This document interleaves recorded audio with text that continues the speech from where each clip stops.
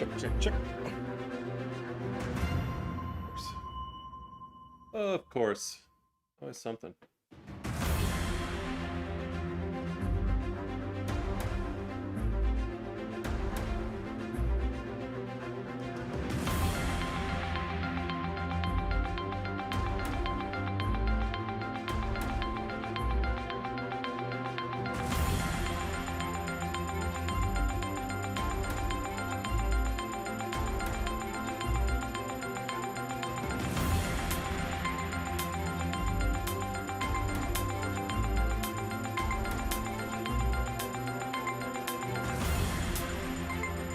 Please don't do that.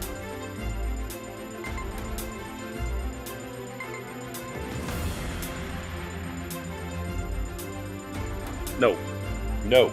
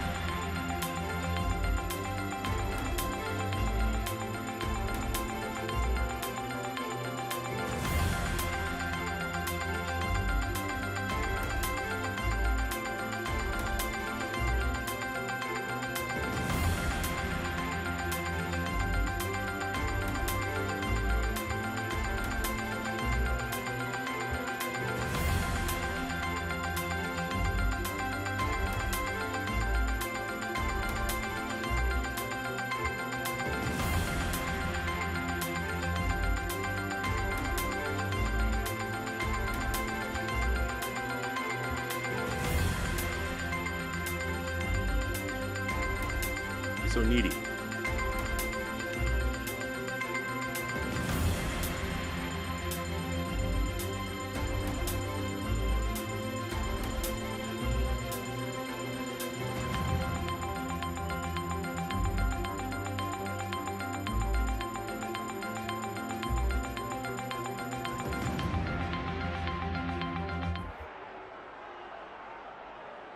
Welcome to LA Press Box, everybody. We're glad you're with us as the Dodgers and Rockies wrap up their 3-game series tonight at Coors Field. Whether you're blacked out, away from a television, following along on the road, or simply looking for a deeper way to experience Dodgers baseball, the LA Press Box is your live game companion. Of course, Rockies fans are also welcome.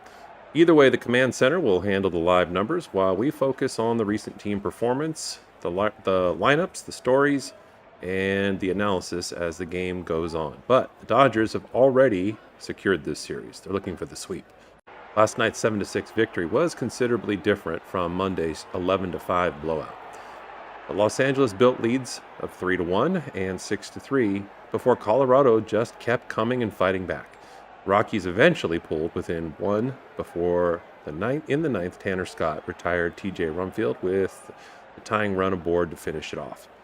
Shohei Ohtani hit his 30th home run, a 448-foot, 2-run shot, while Freddie Freeman drove in 2 runs. Teoscar Hernandez had a double and a triple, and Tommy Edman doubled twice. It was actually a night of doubles on both sides. So after scoring only 10 runs during the entire 4-game Milwaukee series, the Dodgers have scored 18 runs on 24 hits in 2 nights at Coors Field. But tonight, LA goes for the sweep. And it would really, really go a long way to say that they've turned things around. It's not just about breaking the 7-game losing streak, but now, over the last 10, having gone 6-4, saying that they're really going in a positive direction. And if they won tonight, that would be 2 series sweeps within the last week. So as far as today goes, we've got, as you can see over here on the left, Roki Sasaki getting the call to start, and debatable whether or not he'll stay in that role now that the starting pitching has kind of stabilized and started to be one of the strengths rather than the weaknesses of this team. But for now, it's intriguing to see how Sasaki's going to be. He hasn't pitched in a major league game since August 7th. The season numbers remain pretty uneven, but lately he's been stronger. His command's improved, his velocity's been there, his splitter has been good, and the Dodgers have even given him a larger glove, if you can think about that, because he's already had a really large glove, to better conceal his grip because they thought maybe he was tipping his pitches. So we'll see how it goes tonight at Coors Field. As far as his last three starts, very solid. July 24th at the New York Mets, he pitched 7 innings, gave up 3 hits, only 1 earned run, 2 walks, and 9 strikeouts. Then on July 30th versus Seattle, he followed that Mets performance with another strong outing, 5 1/3 innings pitched, with 5 hits, 2 earned runs, 3 walks, and 7 Ks. And then finally, at the Diamondbacks, 6 innings pitched, 4 hits, 2 earned runs, and 5 strikeouts. And so he's really stabilized, whereas in the second quarter of the season, started to see the emotions come out as he was struggling early in the games. He'd give up long balls. But that's something that might be in the past for the Dodgers starters overall. I personally am less worried about them giving up home runs early. That's something that I felt I was kind of getting used to expecting, but not so much lately. So you can see his ERA at this point is 4.46. He's given up 21 home runs, but 108 strikeouts to 45 walks. Ben Rortvedt, who came in late last night, gets to start behind the plate. Then you have Freddie Freeman at first. Miguel Rojas gets to start, and that's who I'm in favor of. In fact, somehow making it so that maybe Tommy Edmonds goes to the outfield and so that we can get Kyle Tucker out of there. If for no other reason to give Kyle Tucker a break is something I'd like to see down the line. Mookie Betts is at third again. Kike Hernandez gets the start. Sorry, Mookie Betts at short. Kike Hernandez gets the start at third. We'll see. I would not be surprised if we saw Max Muncy come off the bench later. Teoscar Hernandez, as we said, had a good night at the plate last night. He's going to get the start in left. Andy Pages in center, and Kyle Tucker in right field. You can see the batting order for the Rockies. Pretty much unchanged from what we saw in the first 2 games. Jake McCarthy starts off the lineup in right field, speedy, and he's not the only person that is. Number 2, Mickey Moniak in the DH position tonight. That's a little bit different. In the third spot, Cole Carrig playing center field. Then Rumfield in the cleanup spot, first base. And he's batting, as you can see, .293. Both he and McCarthy are really close to 300, and they're highlighted, according to our LA Press Box Command Center, because they're in the top 20, and we consider that elite. Then Zach Veen, who's batting .333, but he has not had enough at-bats to really have a large enough sample size to be highlighted. Connor Norby, who is playing third base tonight, at least to start, has really struggled at second base. I don't know how that's going to play out. We'll see. Last night there was a lot of up and down, both offensively and defensively. He was part of the down and the drama as far as the Rockies went on defense. Then Amador at second base, Brett Sullivan, the catcher, at 8, and then Ezekiel Tovar, the shortstop, bringing up the rear. So we'll see how Sasaki does, and I'm interested to see where the pitching staff is going to go after the recent developments.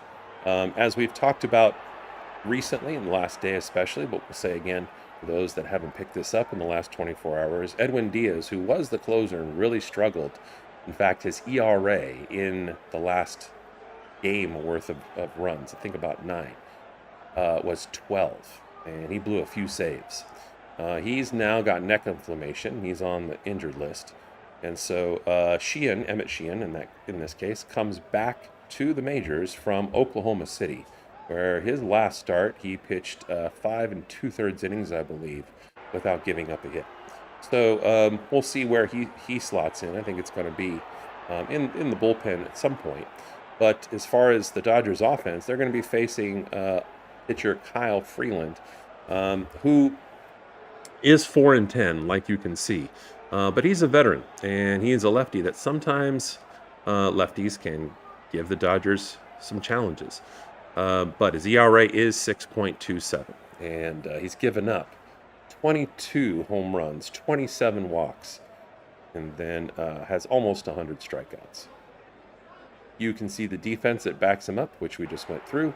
And then as far as the Dodgers lineup, We have Shohei Ohtani starting off as the DH, and in the top 20 in every batting category, as you can see highlighted. Then Andy Pages goes to his usual second spot. Teoscar Hernandez moves up to the 3 spot, so this is interesting, with Freddie Freeman now going to cleanup. Mookie Betts at 5th spot. Miguel Rojas, one of the highest batting averages on the team, and this is one reason. I don't know why he hasn't started more, but we'll enjoy the fact that he's starting tonight. He's in the 6th spot. Tucker in the 7th. Kike is in the 8th, and then Ben Rortvedt brings up the rear, and he's only batting 154 at this point. So with a little less than 1 minute, we got to get ready for Shohei. You never know when the show is going to start with an explosion. I'm going to load the 3D as always, and you, if you haven't already, going to get your favorite snack and or drink and get settled in.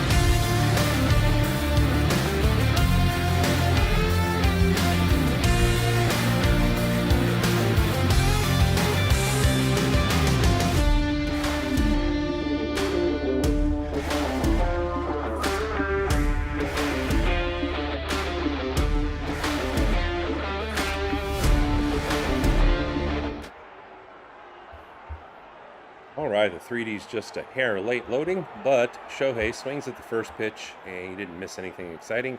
He grounds out to second base for the first out of the game. There's a 3D. So now Andy Pages comes up.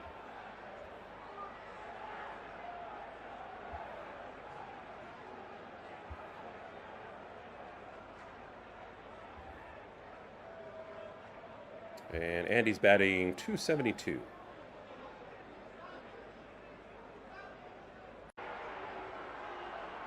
He is squarely at 80 RBI.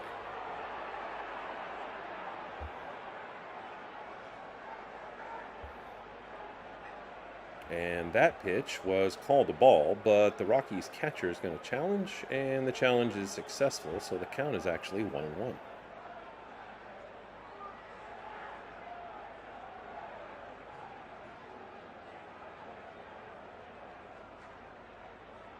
And this one is line to center, but Carrick's going to come up and make the catch without much trouble, and there's 2 away suddenly.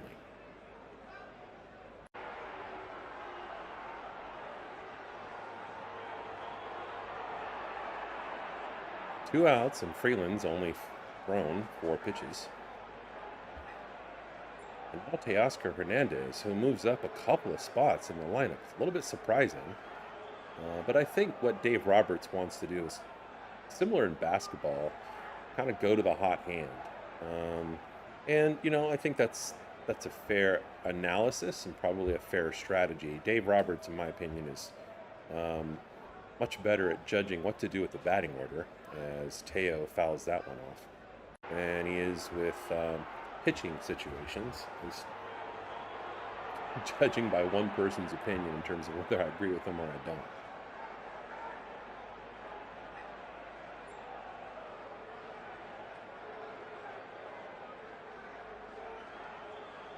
And Teo swings and misses at that one, and the count's 1-2. But Teo had a double yesterday and a triple. And he just looked a little more under control and had a little better body balance starting from the feet and working his way up.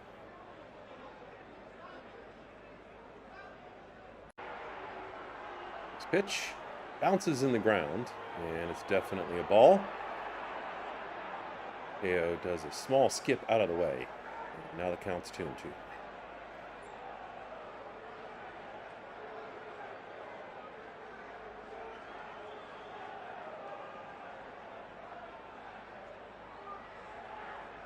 Teo's batting .250 on the season with 11 home runs. And the next pitch on the way from the lefty is outside and stays outside. And that's exactly the spot that Teo can get fooled. Although usually what happens, especially if it's a right-handed pitcher, is they'll throw a curve or a sweeper that starts kind of in the strike zone and then trails away from him. That one was outside the whole way. This is one of the things that's cool about the 3D is you can see in gold temporarily the path of the ball. In fact, if you watch during warm-ups right now, and not only the pitchers warming up, but you have the outfielders and the infielders throwing around, you'll see multiple gold trails out there. And that's something that we enjoy and we like to use from different angles during the game, depending on what's happening. There's a gold trail that goes all the way across the plate. You can also see Freddie Freeman at first base throwing to the other infielders, and then they throw back to him. So there are times we'll spin this thing around, take a look at the path that the ball took from the pitcher's hand home before it fades. So if you're a new viewer, give us a like, and then let me know in the chat if there's a certain angle that you prefer, especially during time of the game.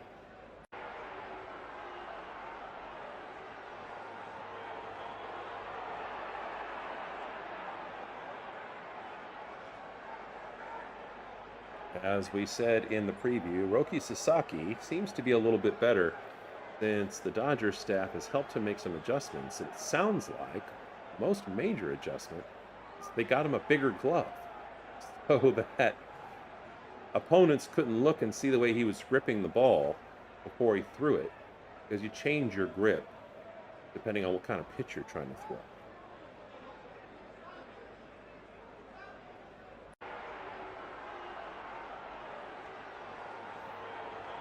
Since the All-Star break, Roki Sasaki's ERA is only 2.1. That's in 5 starts. We briefly went through his last 3 starts, and I mean, they fit right in there. As McCarthy swings and misses the first pitch, and Jake's got an 0-1 count to start. Jake's batting .295.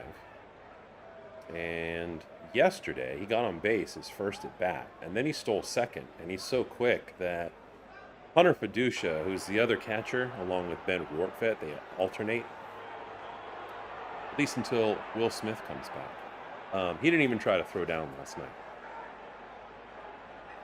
Fiducia gave up 2 stolen bases. Second time he threw down, and it was not nearly in time. McCarthy fouls this one off into his own leg, and as you can see, he's hopping around, and now he's trying to walk it off. He fouled it into the inside of his right ankle. So needless to say, you can probably imagine how painful that is. But he's getting back to work, and Sasaki's about to throw him the 1-2 pitch. He does, and gets him to swing and miss. So 1 batter, 1 K already for Roki Sasaki.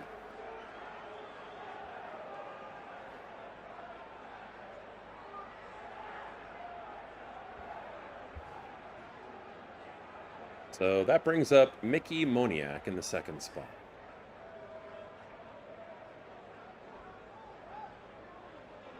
And the first pitch is swung on and missed for a strike, and the count's 0-1.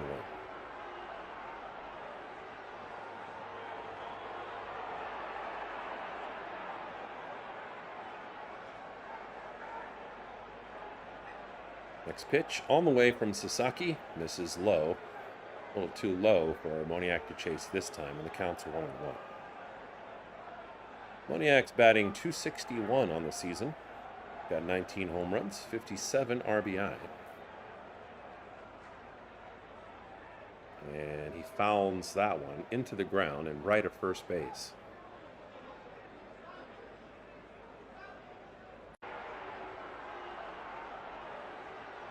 Roki threw 101 pitches the last time he was out when he faced the Brewers. Moniak swings and fouls that one back and out of play. And the Dodgers were frustrated at losing 3 out of 4 games. They were right there in a couple of those games. In fact, all of them were close. Then you look up yesterday and you see the Milwaukee Brewers beat Seattle 22-0. And Moniak singles this one into right field. And he's going for 2. Holy smokes. And we overthrow second base, so it's a double. This is the advantage that the Rockies have. And that spot, hitting into right center last night especially, I've seen this the last 2 games, but especially last night, like that's a chasm. That is a challenge for outfielders to get to. And I guess I always knew before I really started paying attention this summer that Coors Field was a place where you have a lot of home runs, in part because, the air is thinner up there in Denver. But what I didn't realize until the last couple of games fully is how that gap, especially left center and right center, but especially right center, is just like, it's a little bit like no man's land. And a ball will go out there, and the outfielders have a long way to go to get to it. And this is something that obviously the batters for Rockies know. They know that if they get a decent hit in the right split between those 2 fielders, they can turn first and go into second pretty quickly. And that's exactly what happened.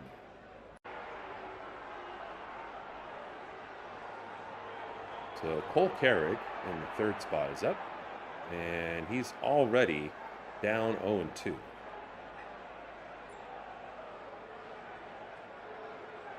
And that one misses low, and the count's 1-2. The other thing too that I've noticed is when the ball gets to the wall, it just hits it and stops. It's like a dead spot too. So not only is it a spot where if you hit it to the wall, it's almost an automatic double, but you have a chance for a triple. And whether it's a single or a double, if you have a guy at first, unless he's slow as molasses, he's going to come all the way around and score. That pitch also misses. Now the count's even to Cole Carrick, 2-2.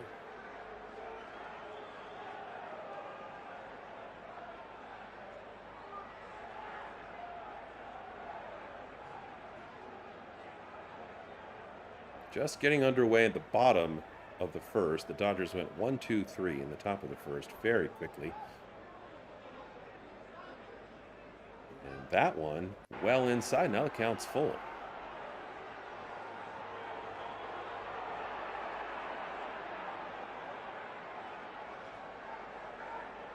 Moniak with a lead at second, but a pretty modest one because Mookie Betts is shifted over for the left-handed batter. And he's right behind him. And Cole Carrick swings and misses. So already, Roki Sasaki has 2 strikeouts in this game.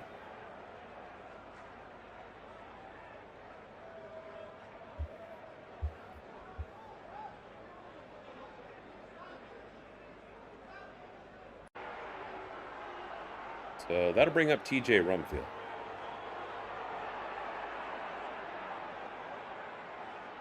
And he swings at the first pitch, hits it to Mookie. Mookie sidearms it to first, and Freddie Freeman falls down because he had no other choice to get that ball and keep his foot on the bag. Mookie Betts has been so inconsistent throwing the ball lately, and I would even say a little bit lackadaisical. He throws it sidearm, and it's been an adventure once it arrives over there.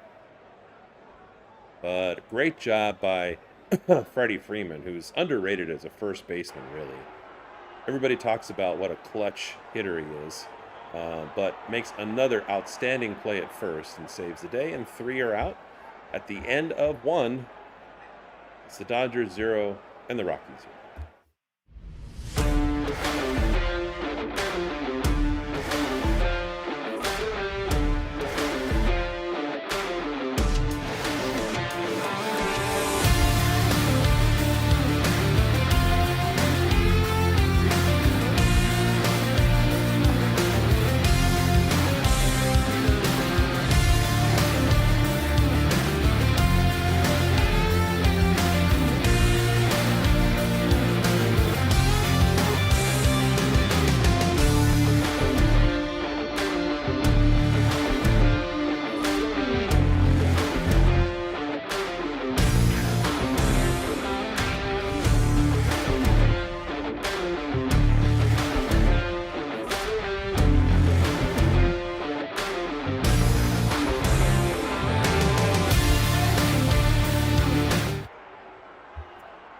So speaking of Freddie Freeman, he's set to come up, and last night he hit 2 doubles, which was a relief to see because he was on a hitting streak. I think it was a 17-game hitting streak before he went to Dodger Stadium and hit kind of a dry spell. But like most of the Dodger bats, they're waking up on the road at Coors Field.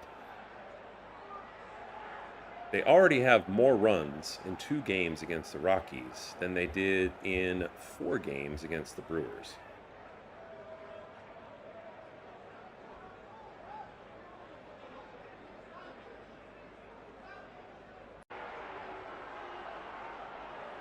And Freddie Freeman's batting in 123 games this year, 304. Very compact swing that he gave it still does give his dad credit for teaching him when he was a little kid. And he said that to all the media and the stadium when the Dodgers won the World Series, and he was the MVP 2 seasons ago. And that swing is on display there thanks to the real-time 3D that's tracking everything. Fouls it off, and the count's 1-2.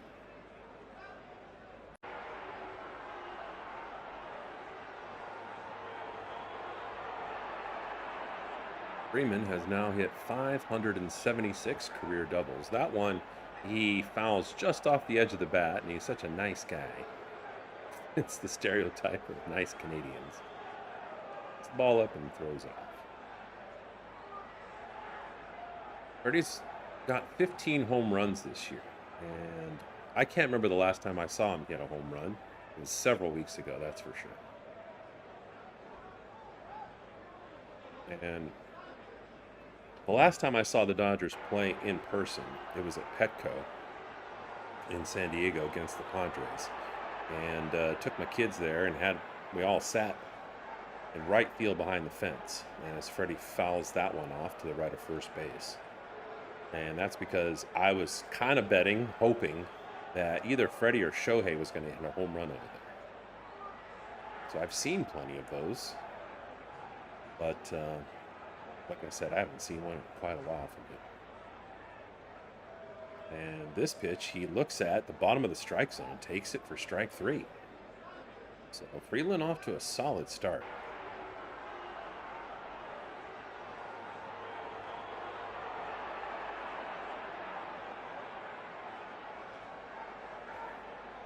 So 4 batters up and 4 batters retired so far for Freeland. Now Mookie Betts comes up, and these 2 veterans have tangled enough over the years for us to have some stats. Mookie Betts has hit 3 home runs off of Freeland lifetime. And he looks at the first pitch outside for a ball.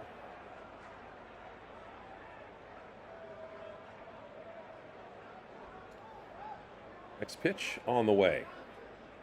And Mookie chops it foul to the right of first. Mookie's average this season is .232. He's hit 15 home runs. And the next pitch just inside. Count is 2-1 to Mookie.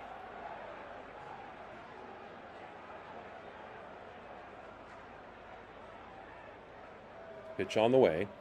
And it's hit too short and gets past Tovar, who's diving to his left. And so Mookie reaches on a base hit. Now Miguel Rojas comes up. Guy I would like to see for now start more often. I mean, he's earned it. He's a really good clutch hitter and a good pinch hitter, which is really hard to do. Just come off the bench cold, not knowing exactly when you're going to be inserted. But he's also just a great team player. He'll play second, he'll play third. Roberts played him earlier this year in the second quarter of the season at shortstop. He looked a little bit overwhelmed there at times. But of course, he's not going to complain. And he had a clutch, big, huge clutch hit in the World Series last year. And you can see why. You know, he's got this very positive and determined demeanor about him. And it'll show up anytime you see him playing. He's at the plate, you know, and he makes a mistake. He just kind of like buckles down, but you know, kind of nods his head and just gets back to work. And he fouls that one off to right. And the count's 1-2. He did not drop his bat. That's part of the charm of the glitches of 3D. As it gets cleaned up over time, we won't have that charm.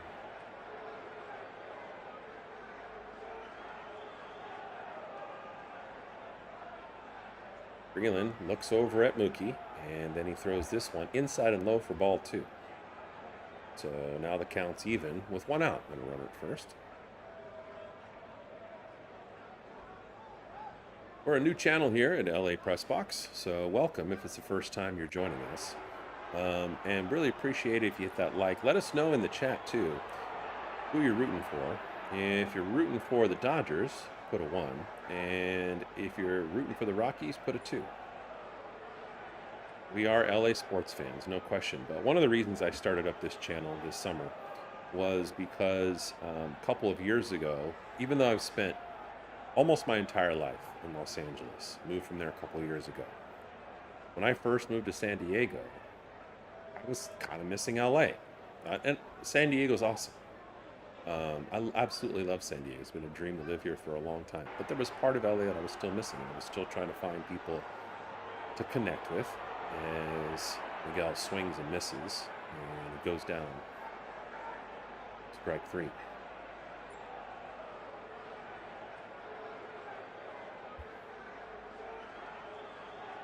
And so Kyle Tucker comes up, who finally, after going 0-28, got on track last night. And he swings at the first pitch, and this squeaks through into that spot. I don't know if it's going to be enough for a double, but look at Mookie fly. He goes all the way around from first to third with a head-first slide, and he's in there safe. So Kyle Tucker with another base hit. And Dodger fans were booing Kyle Tucker in the last game of that homestand versus the Milwaukee Brewers before they went on the road and got here to Coors Field. So he was kind of glad, I'm sure, to escape. And now he's super glad to get hits in back-to-back games.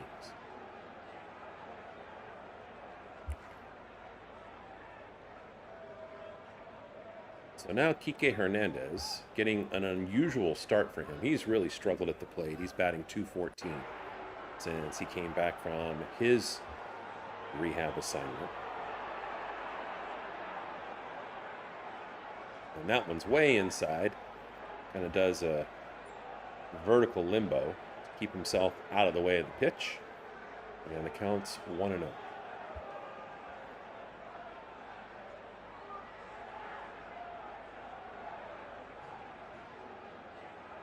And this one is lined to center. It's going to score Mookie. That's a definite base hit. And good for Kike, because I like his sass. I like his attitude as he does the Dodger dance. He does the Freddie first. And he's good to have in the mix playing on a regular basis. If somebody does something special in the game, you can almost count on the camera going to him in the dugout if he's not playing and cheering for one of his teammates.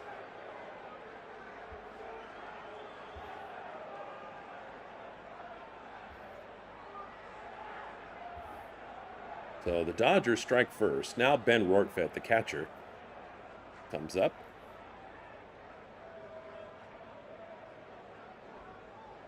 And he swings at the first pitch, which is inside. It jams him up. It's popped up behind short and caught there, no problem, by Tovar. But the Dodgers on the board already, and this fits a continuing trend from the first two games of this series where the Dodgers get on the board early.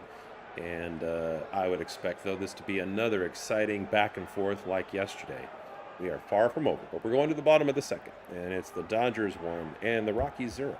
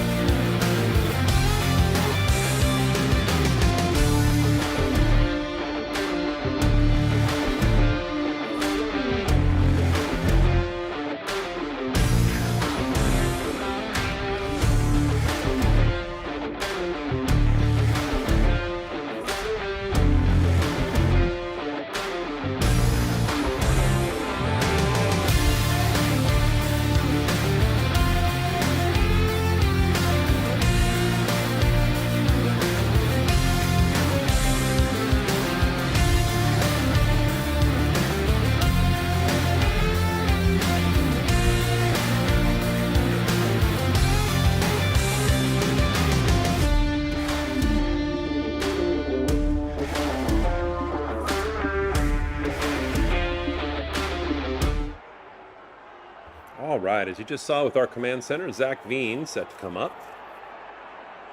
And he's going to face Roki Sasaki.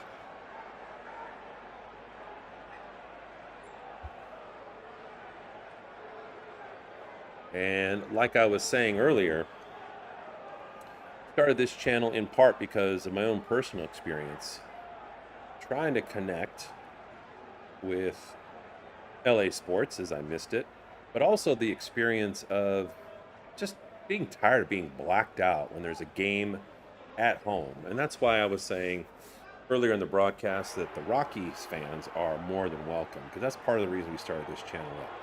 You know, it's really, it shouldn't be like this. That you're a fan of your team when they play at home, unless you're at the game, you can't watch them.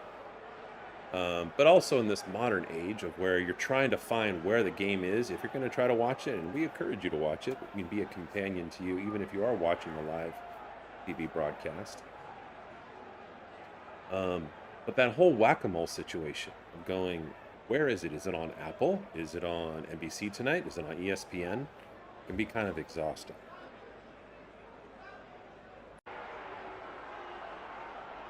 So Veen swings at that pitch and fouls it to the ground. And the early count to him with no outs, bottom of the second, is 1-2.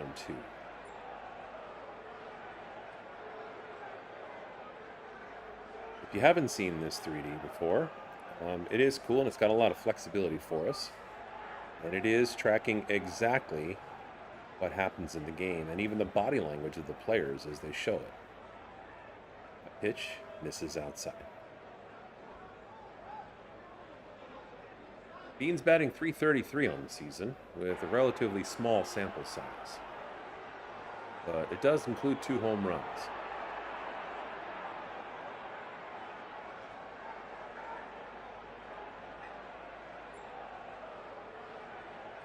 So Roki, this is one thing that doesn't show up on the 3D quite yet. He's got this huge yellow glove. And Veen grounds this one foul to the right of first base. And the glove's supposed to hide his grip. You know, and it's hard to be still with your hand in that glove if you're not super conscious of building that habit. And the Dodgers pitching staff says that's one of the reasons he's stabilized, as Veen fouls that one off. Back and into the fans, long third base.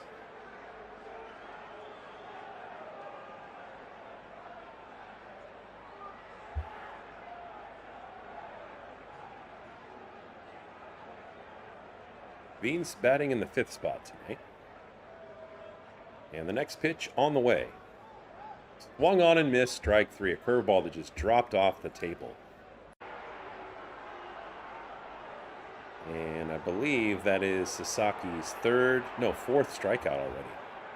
We'll check the box score later. That's one of the things that we have as we built this custom command center, which you can see updating in real time in the top left of your screen. So now Norby, who's batting in the 6th spot, comes up. And he's only batting .205.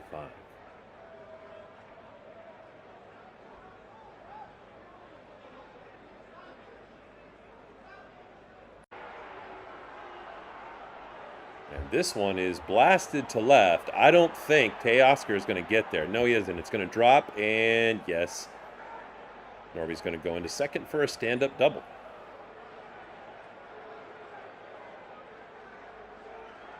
So Norby, he's a young buck, and he's been in the Rockies system for quite a while. Does a nice job on that pitch. Sends it not quite to the wall. Kind of dropped and died, but it was still enough for a double. There were a lot of doubles last night. There were also home runs. Shohei Ohtani hit his 30th home run, and the night before, he hit back-to-back home runs. Now, Amador comes up and swings at the first pitch. A lot of these Rockies batters are getting fooled at pitches that drop below the strike zone early in this game. Amador is batting .333.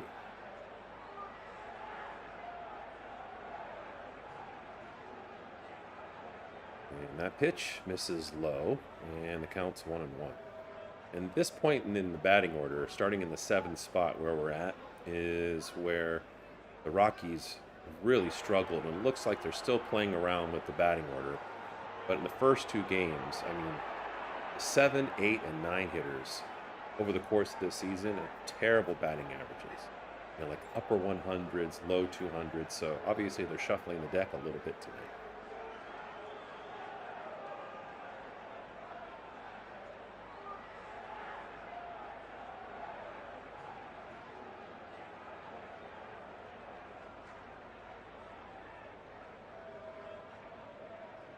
As Amador is batting on the right side of the plate as we look at it, the infield is shifted to the right, and that helps Mookie Betts stay behind the second base runner. And Amador swings, and I think he makes contact.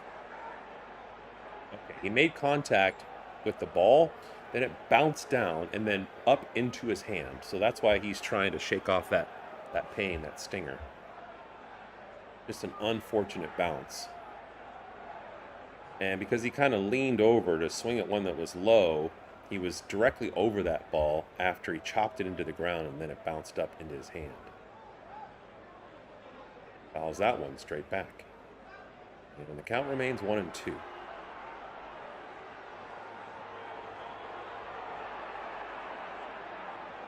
Every one of these games has been just straight fireworks. Dodgers scored 11 runs the first game. And the Rockies 5. Last night it was 7-6. And that one's well inside.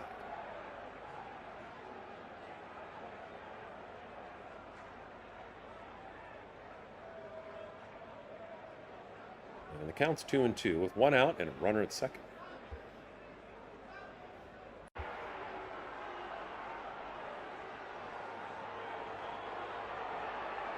This one is hit to second, and Rojas is there, throws to first, no problem, and 2 away. However, the runner for the Rockies advances from second to third, and 1 base closer, being able to score.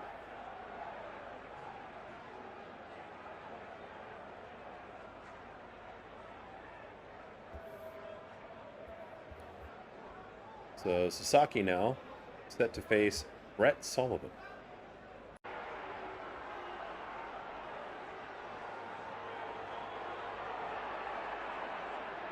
And that one misses high for ball 1.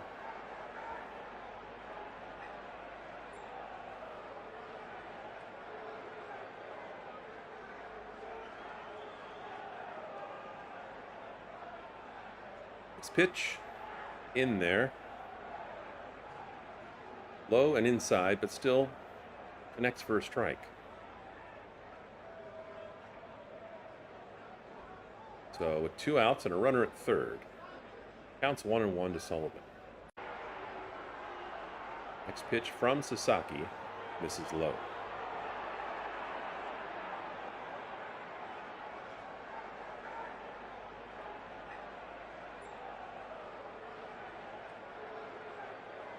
Big difference whether Sasaki gets ahead or behind after the first pitch with any given batter.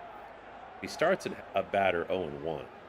That batter, on average, is batting 190 against him. But if he gets behind and throws the first pitch in and at bat as a ball, then the batter's average skyrockets to 290.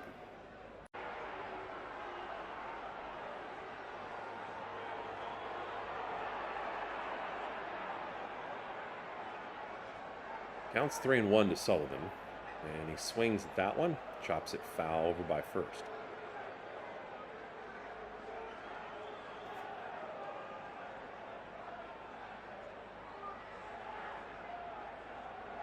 So the count's full.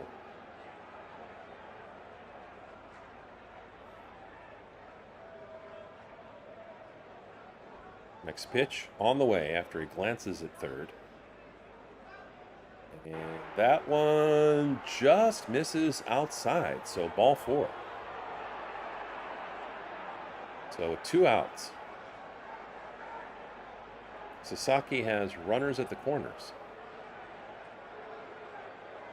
And if it was 1 out, I think the Rockies would be more inclined to steal, play a game here.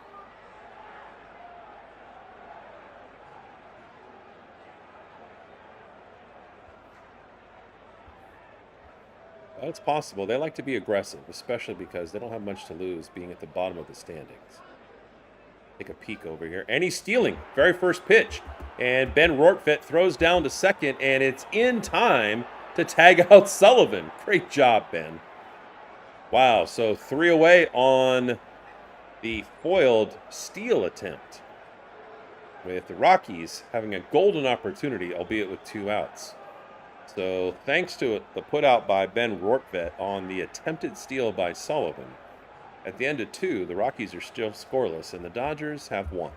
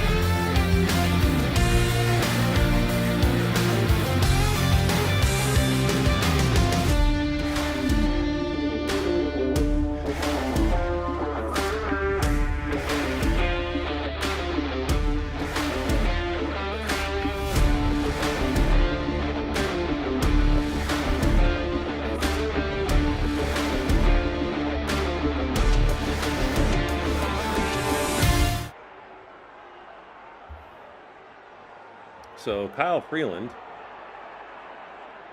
doing a generally solid job and set to face Shohei Ohtani for the second time. Shohei started this game by swinging at the very first pitch and grounding out to second base.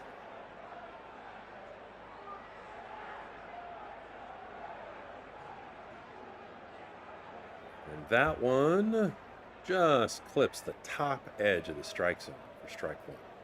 And Otani kind of freezes and I think thinks about challenging it and wisely decides not to. That one's well inside and the count's even 1-1.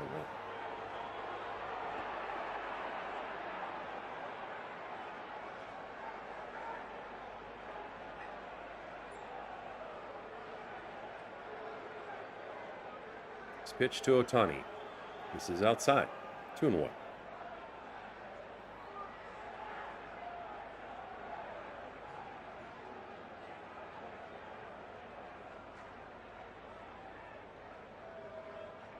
Next one. On the inside edge of the strike zone. Kind of jams him up and it fouls it out of play. Counts 2-2.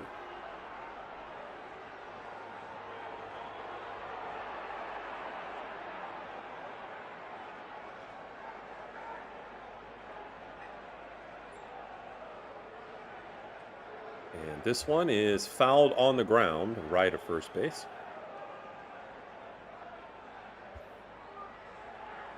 Shohei's it's classic Shohei when he fouls something hard and it goes to somebody who's kind of a civilian. He kind of apologizes with his body language a lot of the time. He just did that again. And this one is grounded to second again. So 2 straight ground outs to second base in Otani's first 2 at-bats. So now Andy Pages comes up. Pages moved back to his usual 2 spot in the lineup after flipping with Freddie Freeman recently. He's 0 for 1 today. He's also batting .273 in the season. Has 80 RBI.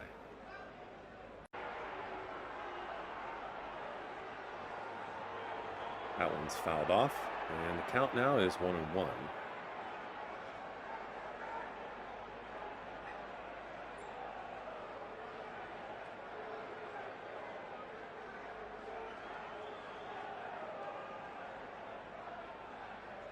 Pages has 2 things he generally does. He either swings at the first pitch and often puts it into play as he check swings there. And it's a foul. Counts 1-2. Or he'll get into an at-bat where he fouls a bunch of balls off. He really battles. And just as often as finishing that at-bat with a hit, he'll draw a walk.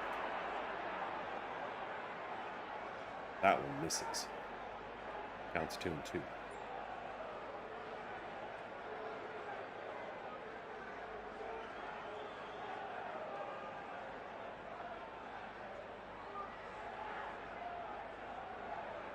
Ooh, and that one he swings over top of a ball that's low and inside. So Andy goes down swinging.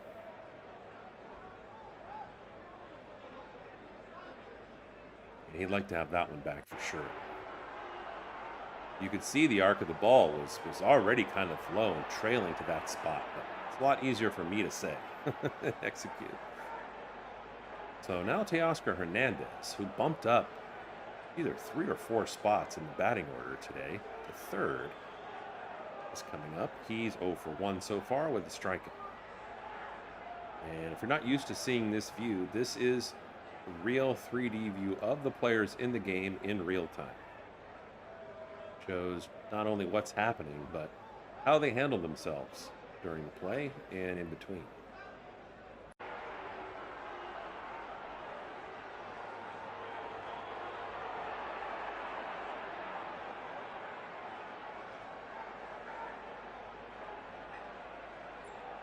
And that pitch misses just outside for ball 2, 2-1. 2 outs, nobody on.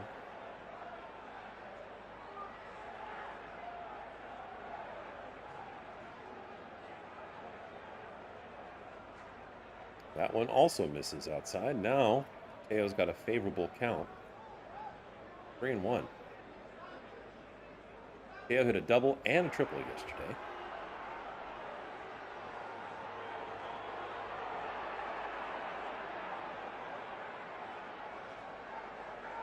And that 3-1 pitch was in there, and Teo swung, fouled it back. Now it's full count.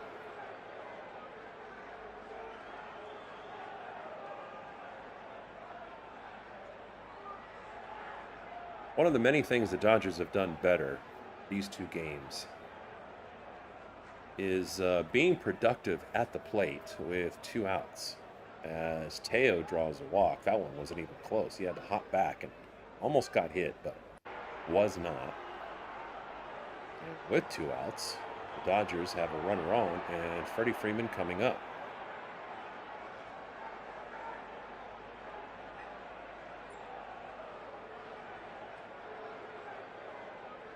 Freddie's 0 for 1 with a strikeout. He's batting .303 this season with 15 home runs. I can't remember the last time I saw him hit one. And over his career, he's batting .300. Marching to 3,000 hits, most likely at some point before he retires and most likely goes into the Hall of Fame. But in the second quarter of the season, he passed 2,500 hits. He swings and misses at that one, and he's got a hole in this count to start 0-2. But if you're new to LA Press Box, welcome. Not only are we LA fans, we're fans of home teams and their fans that have trouble seeing their own home team. So if you're a Rockies fan, welcome. As Freeland throws over to first.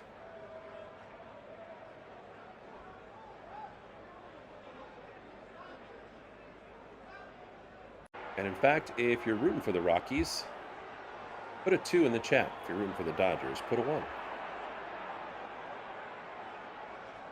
That one misses outside, and Freddie, who's very disciplined and never gives up any at bat, just seems so disciplined. I mean, he's not perfect. Nobody is every at bat. Continues to battle, and with 2 outs, the Dodgers aren't put away yet. And now the catcher is going to call timeout, and he's going to walk out briefly to the mound and clear up some kind of miscommunication. He just jogged out there. They both whispered into their gloves because, of course, on TV, everybody's looking, and if you can read lips to your team, you'll do it of the opponent.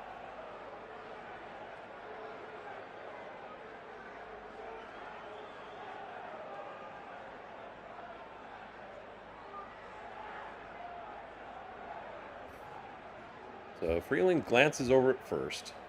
Then he comes home and, wow, gets Freddie Freeman chasing one low for strike 3.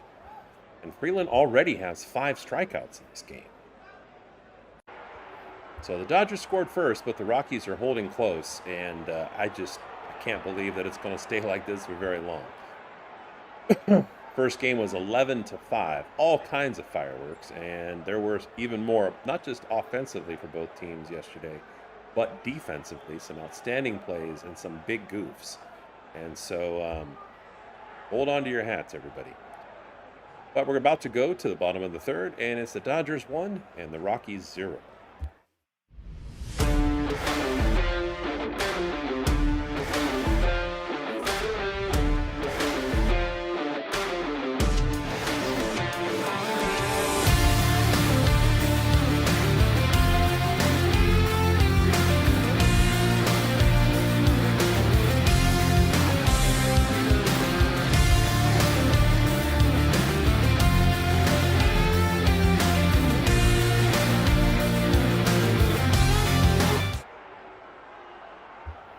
All right, we're going to cut this intermission just a little bit short. Take a look at our command center box score.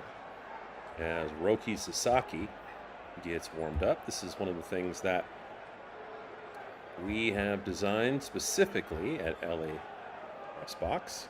I'm going to take off and that so you can all see this if that's something you're into. If you're into fantasy sports and fantasy baseball, let me know. I'll try to give you updates as we go. But as you can see from a pitcher standpoint, Roki Sasaki so far has done 2 innings, given up 2 hits, no runs of course, and has 1 walk and 3 strikeouts. I thought he had 4. All right, we'll get back to the live action. Let me load the 3D for everybody.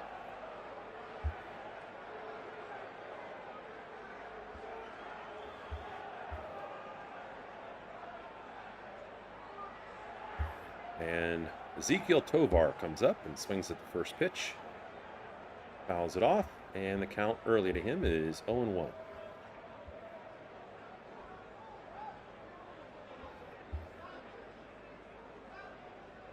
Ooh, and the next pitch brushes Tovar back. Woo! And I'm one of these people that says, hey, look, let the ball hit you, unless it's like shoulder high or above.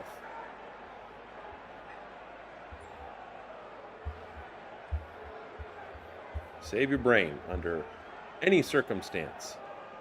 Now, Tovar does not let that dissuade him. And the next pitch, which happens to be a little inside and out of the strike zone, he swings and fouls off anyway. So the count's 1-2.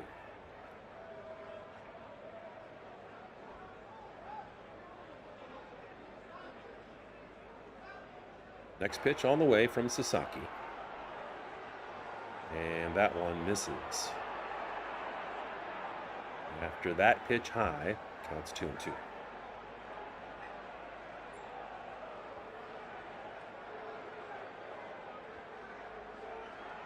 Pitch to Ezekiel Tovar.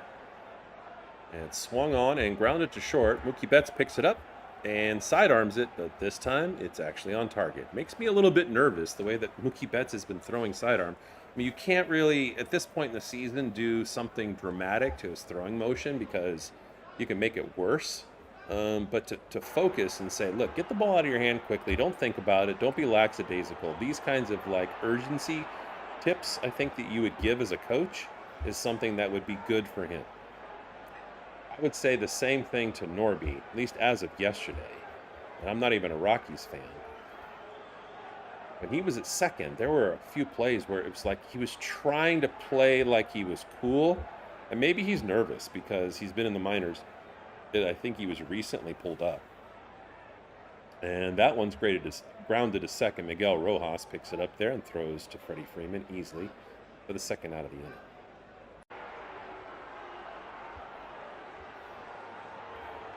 But there was one late, and I'm yelling because I don't want to see any fan have a team or a player be lackadaisical, even if I'm rooting for them to lose to the Dodgers, or when in a couple of weeks we start covering football, both pro and college football for Los Angeles, and then even later on in the year when we do LA Lakers games. I would never want to see somebody that puts their time and their effort and their passion and sometimes their money into a team go, oh my gosh, that guy is just got his foot off the gas. And there were a couple of plays yesterday where Norby, like, he kicked a ball into the outfield, not literally kicked it, but like it bounced off of his glove because it looked like he was trying to backhand it kind of and be cool with it. And then he had one where a Dodger almost beat the ground ball that was hit to him as they were running to first because he just kind of flipped it in the air and had this big loop and then dropped in. Anyway, there's my rant on behalf of the Rockies fans. But Moniak is up, who was on base early and hit a double into that dead spot in right center, which is just a chasm. It's really difficult if you're an outfielder. And then he almost scored.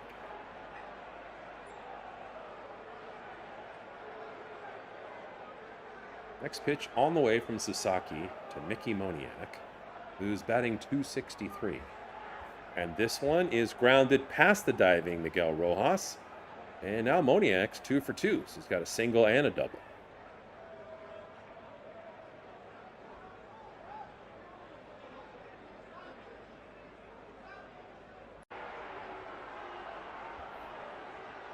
Now Cole Carrick comes up. Rojas was playing deep and made a good effort. And yes, could Tommy Edman maybe made that play because it's a little quicker? It's possible. But I'd still find a way right now to play Miguel Rojas on the regular. That first pitch to Cole Carrick from Roki Sasaki is low. Caught the strike zone. Counts 0-1.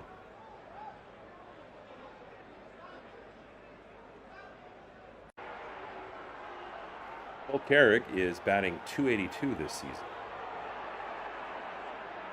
And that's a check swing. And they're checking with the third base umpire. They're saying, yes, he did go. So the count's 0-2.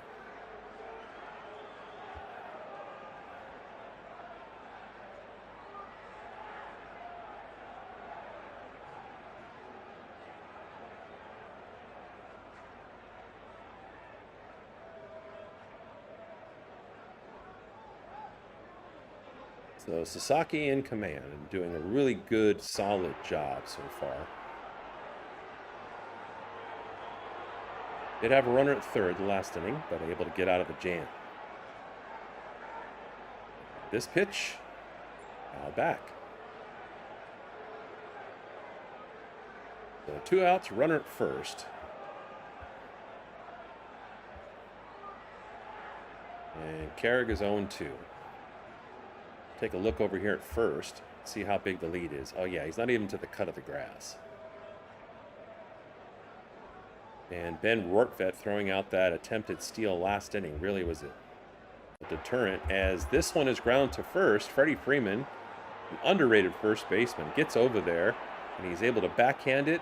And then Roki, who's quick, this guy can run, cover first base the way he was supposed to, and Freddie throws it to him for the third out of the inning. And at the end of 3, it's the Dodgers 1 and the Rockies 0.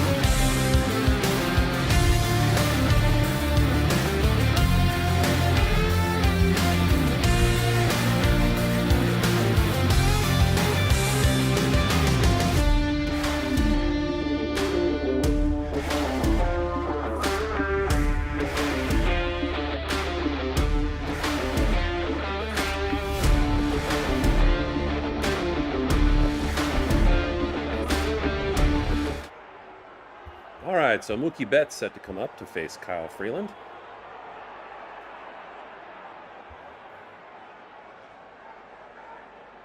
And if you're joining us for the first time tonight at LA Press Box, welcome. We're a new channel on YouTube and started this summer with Dodgers baseball. We're here not just for Dodgers fans and for people from Los Angeles to connect as a community, but also for fans of other teams who play at home and then those fans can't see them. But we can also do some stuff with 3D and our real-time command centers that can give you some information, whether you're just a fan and wants to know what's happening with stats, or you're a fantasy player. And the next couple of weeks we'll expand and start to cover football teams in Los Angeles in addition to the Dodgers.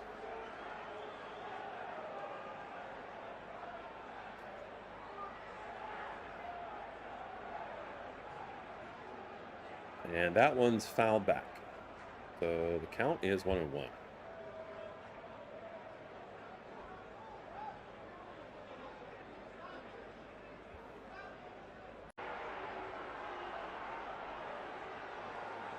Rookie's 1 for 1 already. And he swings at this one. This one's traveling deep to left field. Is it going to get over the wall? It does, by 3 rows. And Mookie Betts with his 16th home run of the season.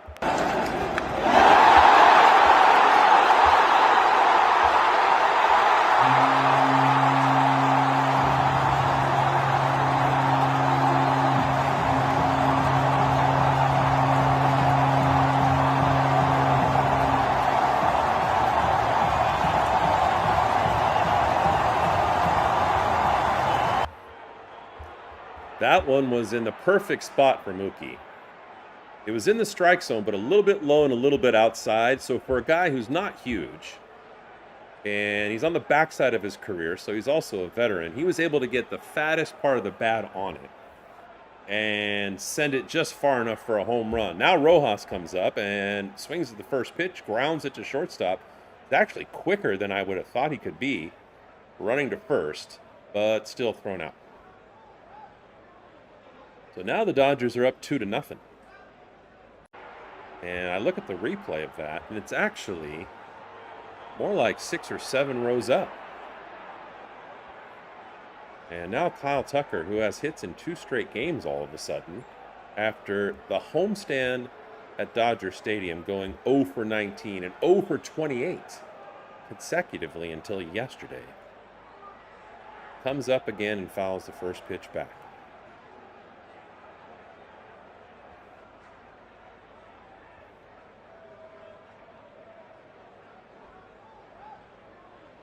And next pitch way outside for ball 1. Tucker's batting .232 on the season, and he's batting at or right below 200 at home. So needless to say, he's better on the road, but not having a very good season. That one is fouled back to the left, and I believe it's out of play.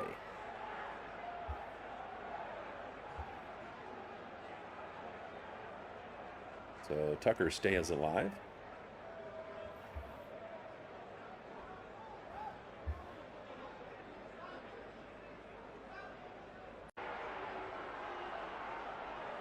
Facing a 1-2 count now for Freeland.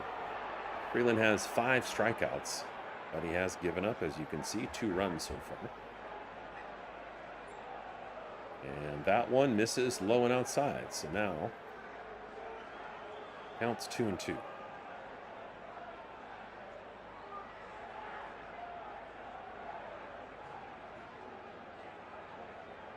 Next pitch. That it swung on and hit over the jumping third baseman who had shifted over into left field, and Tucker has 2 hits. 2 for 2. And if you're a Dodgers fan, you're loving to see this. Yes, it's against the Rockies, but keep in mind, even though the Rockies are, no offense, bottom dwellers, they're much improved this year.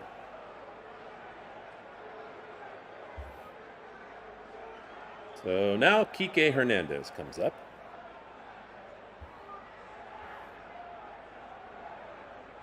And he swings at the very first pitch. This one's really high, and it's still carrying in that thin air. And it is over the jumping left fielder's glove for a home run for Kike Hernandez. Wow. And a 2-run home run for Kike.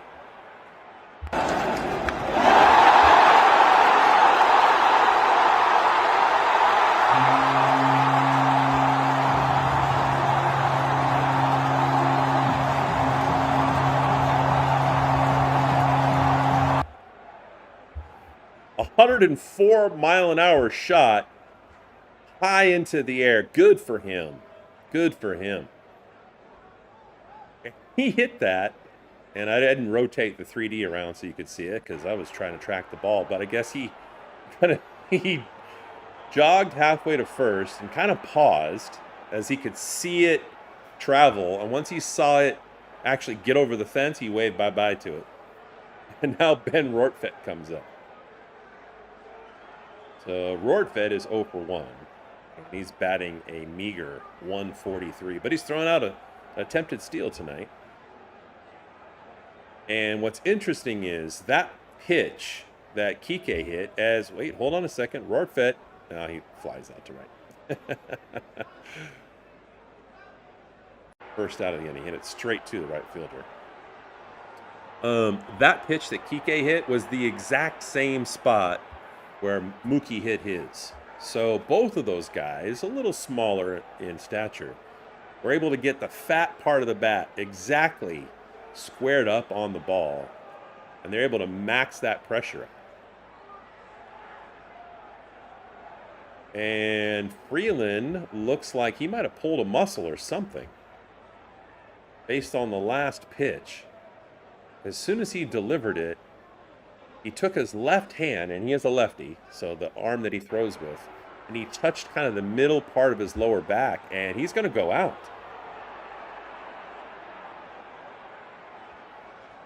So we'll see who they're going to bring in relief. One of the nice things about the command center that we built is even before they announce it on whatever, radio, television, we get to see who it's going to be. That's why we spent weeks of coding, so that, those of us who are the most hardcore, especially as the season gets closer and closer to the playoffs, can kind of see and anticipate what's about to happen. So let's go ahead and get this loaded up for whoever is about to come out.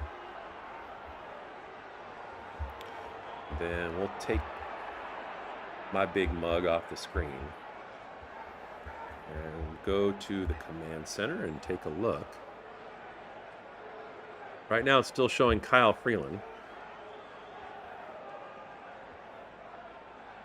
but it should change very shortly.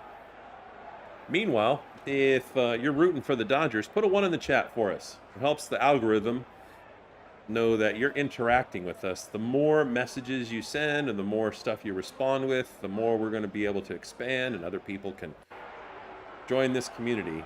And love to chat with people as well during this game. And if you're rooting for the Rockies, type 2 in the chat. Yeah, Caesar, you were saying, forget about this season, look to next year. You still feel that way?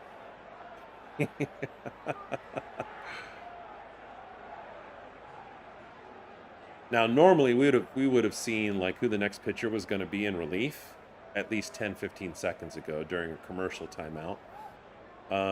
But nobody was warming up. Nobody expected Freeland like right in the middle with, what is it? How many outs? I have to go back and look real quick. Let's see here.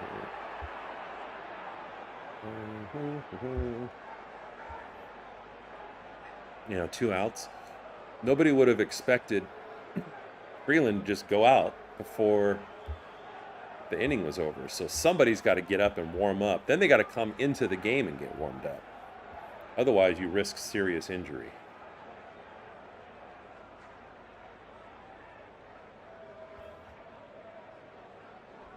There it is.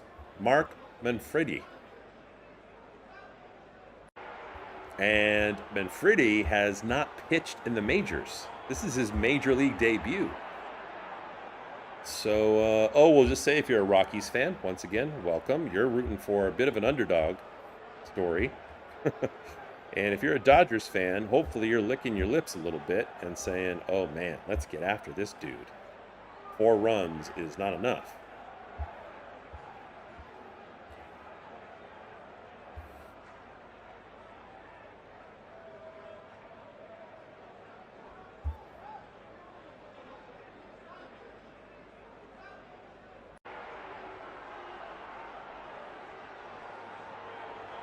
So he's going to get loose. Meanwhile, we can go and check some of the scores from today. So the Yankees right now, the bottom of the 9th, are up 5-3 over Baltimore. The A's over the Royals, 5-3 in the 8th. Seattle bouncing back tonight. They're in the 6th, leading by 5 over Milwaukee. But Milwaukee bludgeoned them last night. The Brewers beat Seattle 22-0. 22-0 last night. The Angels, I'll call them California or Anaheim Angels. I am not calling them what the Dodgers are because they are not from there. They're down a run to Houston. And then you see our score. You also see Pittsburgh, who the Dodgers are going to play soon, and the Padres, who slipped another game back, at least a half game back at this point behind the Dodgers, because they lost the Mets.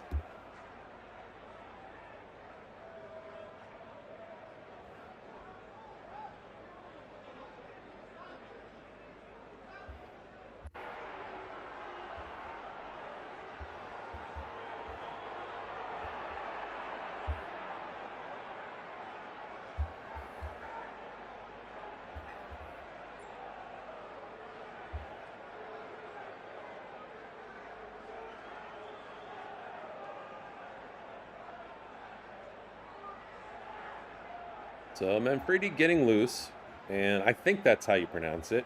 I don't think anybody really knows, since this is his first start, how you're going to pronounce his name correctly. But hopefully for him, you have to work so long and so hard and so many years in baseball to be able to get to the majors, if you're going to get to the majors. Hopefully he's able to last long enough so that we all know how to pronounce his name.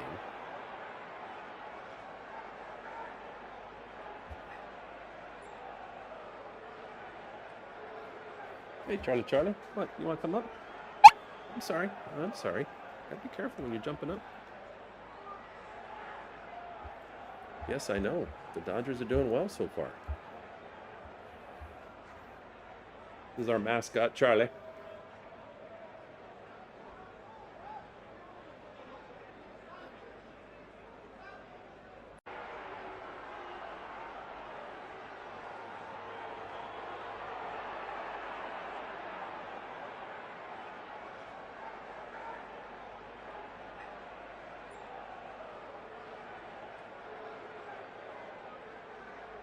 How'd you like to be Manfredi, your first time pitching in the majors, and you're going to face Shohei Ohtani, who's grounded out twice tonight, both to second base.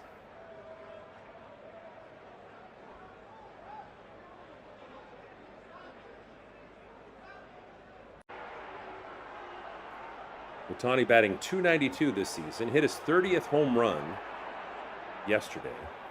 Third home run of this series.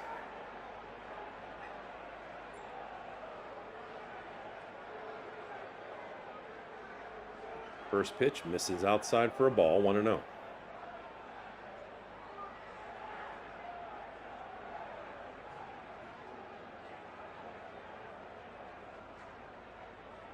Next pitch on the way to Shohei. Also misses. And you can see right there, it lands really low and outside. Yesterday, it makes 6 seasons in a row where Shohei's hit 30 home runs or more. He's done that, of course, every season he's been with the Dodgers. And the next pitch also misses. So 3-0 to Ohtani. Question is, if you're Ohtani, do you look for some cheese right here, or you just take and do what's right for the team? Looks like he's taking there, but that one actually catches the lower outside edge of the strike zone. So congratulations, Manfredi. You just threw your first strike in the major leagues, and it happened to be to Shohei Ohtani. And the next pitch misses outside, and he walks.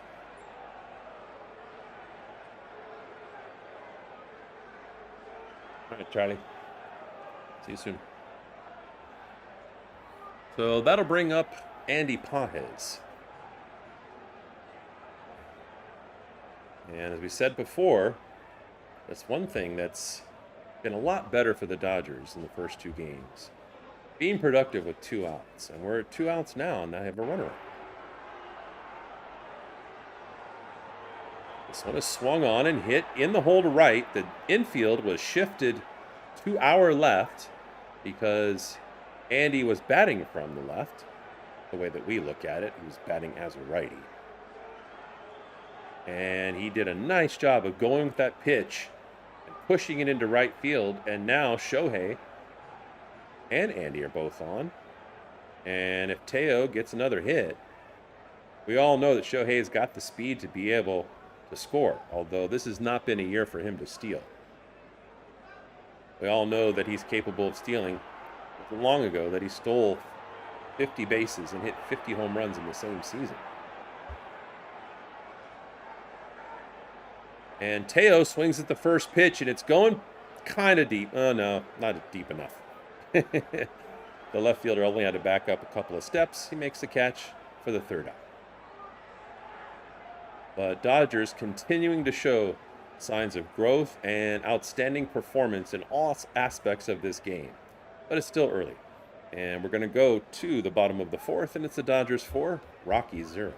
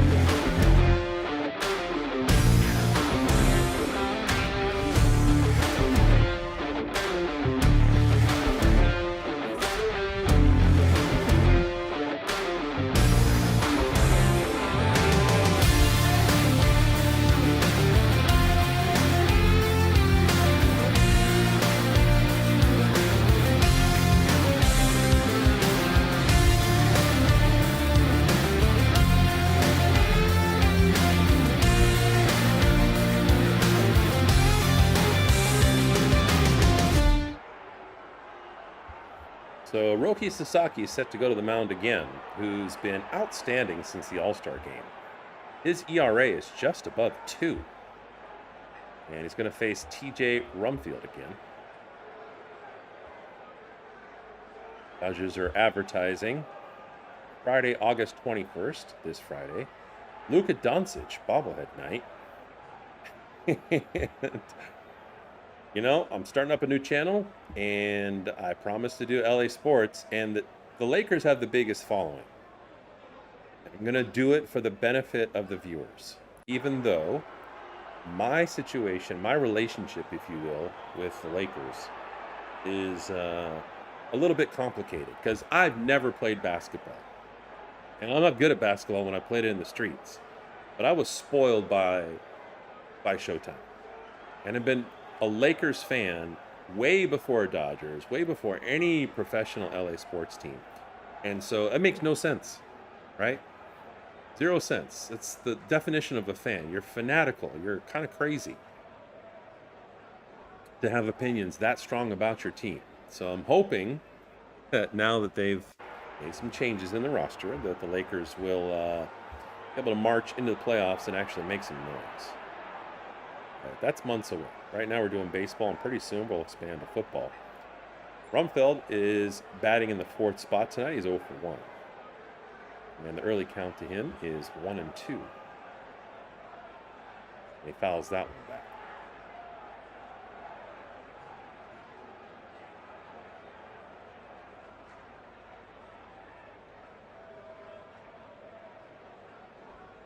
Rumfield is batting .292 on the season. And this is part of situation with the Rockies as he looks at that one high, and the count's 2-2. They're kind of top heavy in the batting order. Some really good young talent at the top. Rumfield's one of them. And then just real struggle at the bottom of the lineup. And that one is flied into right center. The question is it going to roll the wall? No, it's not. Because if it does, it's just no man's land. I've learned that watching the last couple of days. It'd automatically be a double. It's just so far to run for those guys. And as I've seen and watched more Rockies baseball at home, that wall out there at Coors Field is just dead. So a ball will hit it, and even if the ball is blasted, it'll just hit it and drop straight down. And so that just takes a long time to go and fetch that ball, especially if it splits the difference between center field and right, and then throw it all the way in. And so this is one of the things that I've seen over the last couple of games, in addition to the thin air and the opportunities in left field to hit home runs. And this is why if you're facing a pitcher that's on the Rockies staff and he doesn't have a very good ERA, you do have to kind of take it with a grain of salt based on the field that he's playing in. So Sasaki throws to Veen, who already struck out once, and he swings and misses at that one. Early count is 1-1. See what kind of lead we have over here at first. Oh, hardly any. It just jumps a little bit once the ball's out of Sasaki's hand.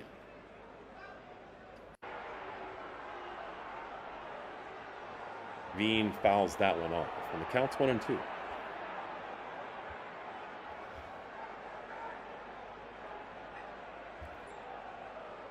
Nobody out, runner at first. So something positive to work with for the Rockies. And the pitch swung on and missed. And another strikeout for Roki Sasaki.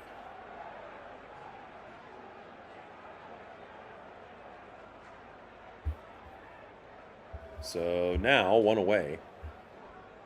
And Sasaki is going to throw to a righty. Righty on righty is usually a little more difficult, just based on vision.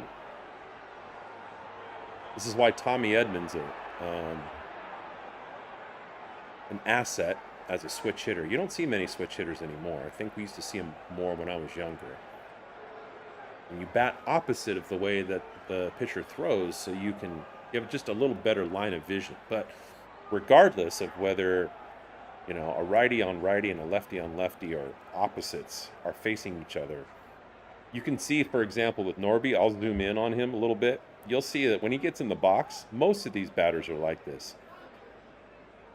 Their front foot, the one that's got that shield on it, it's like back a little bit.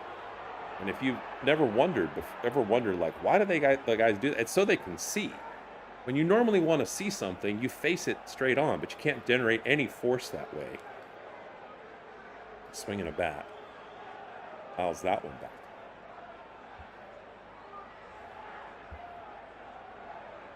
And the count's 0-2 to Norby.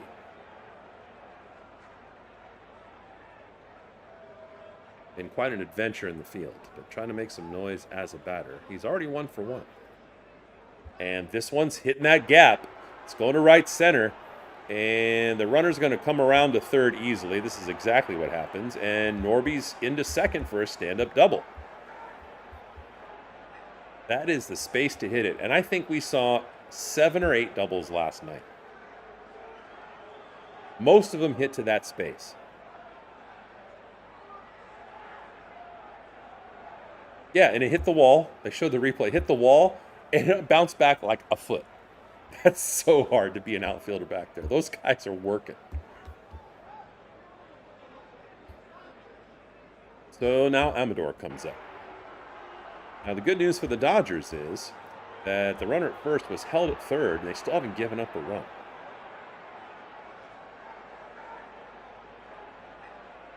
And that first pitch called for a strike. But it looks like Amador is going to challenge.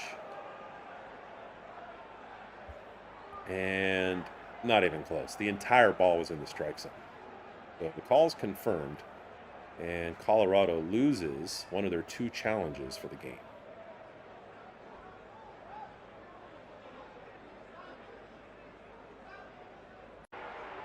Next pitch from Sasaki after he checks the runner is low for ball 1. Counts 1-1. 2 runners in scoring position. And the Rockies have battled each and every game in this series. So that's not going to change.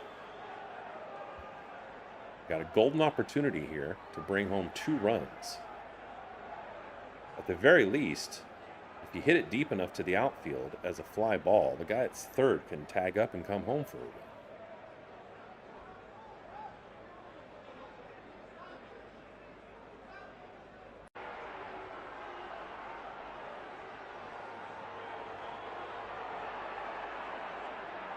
If you're joining us for the first time at LA Press Box, welcome. We're a new channel. Would love for you to subscribe and click like so that the algorithm knows that you like what you're seeing and what you're hearing.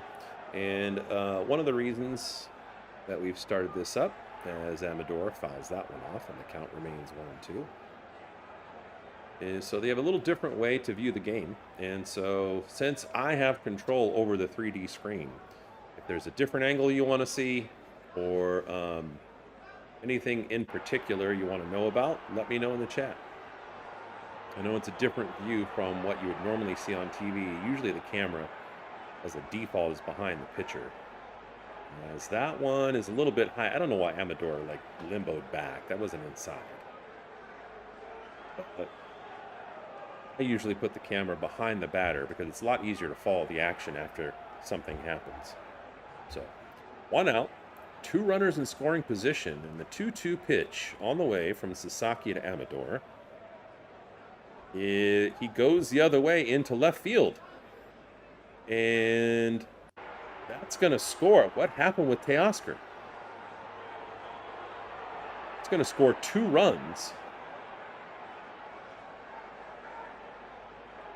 It looked like he was in position to get it, and he misjudged it. So Teoscar, this is one reason that Andy Pages is an all-star.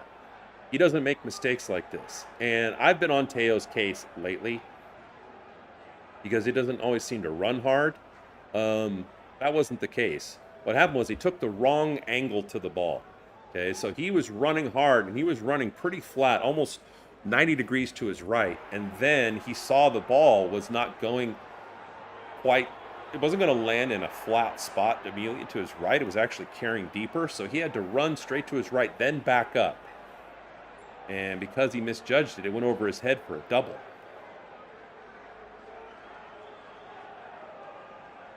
And we said the Rockies do not quit, people. And I was saying last night, I mean, of course I want the Dodgers to win because I'm a Dodgers fan, but it was so entertaining, such an entertaining game. I have no doubt that tonight's going to be the same. And it came right down to the last pitch last night. Tanner Scott, who's now our closer, the way it should have been from the start. No offense to Edwin Diaz.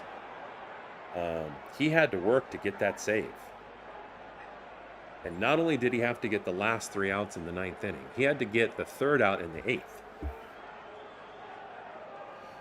So after that misjudged ball, which may or may not be an error, that's kind of a moot point, Rockies score 2, and they still have something to work with. They got a runner at second. There's only 1 out. And what's hard to say on that play is how much the wind had anything to do with it. They haven't really shown much in the way of the flags showing the wind, but last night, later in the game, they were really whipping.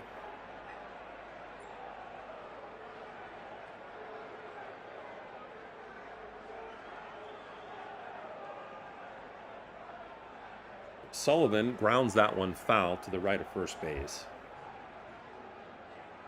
And the count is 1-2 to him. And the next pitch, hit to the right and curves foul once again. Only that one was a little bit more of a close call. So the count remains 1-2. And Sasaki, in only the 4th inning, is now suddenly up to 78 pitches.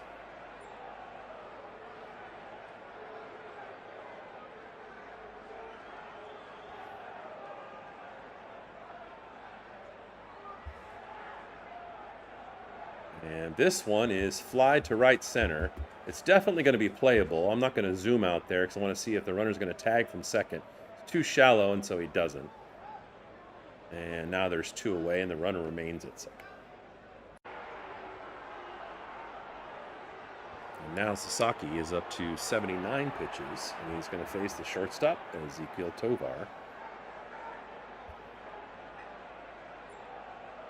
Tovar is 0 for 1 with a ground out so far, right?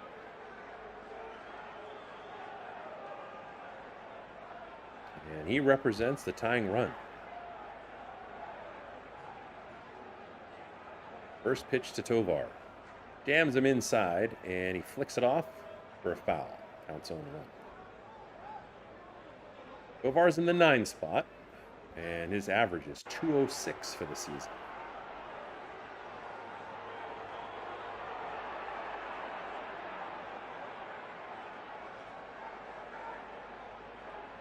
And that one is chopped foul to the left of third base.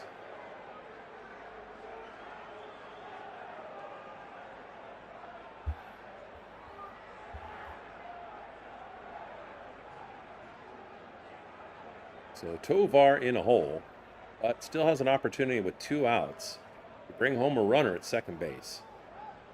And the pitch from Sasaki, strike 3, his 5th strikeout of the game. So the Rockies continue to battle, and they will all the way through the end of this game. And at the end of 4, after that, the Dodgers now have a lead of 4-2.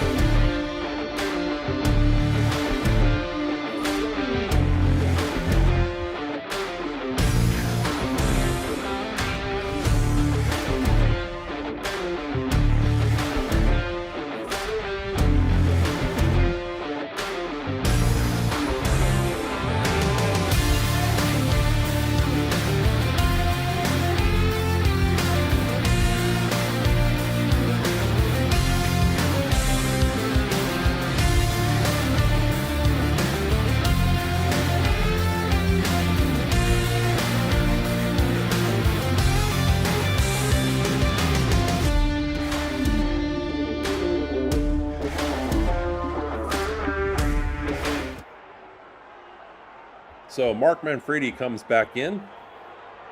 Congratulations on your major league debut. Not that he's going to hear this, I don't think. Now he gets to face future Hall of Famer, another one, Freddie Freeman. Dodgers so far have 4 runs on 7 hits. Colorado has 2 runs on 5 hits.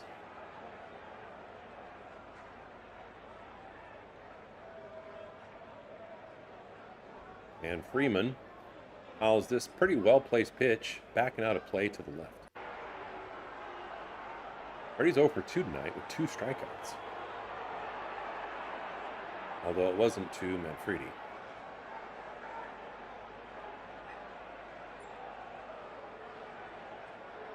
And the next pitch misses low and outside for a ball.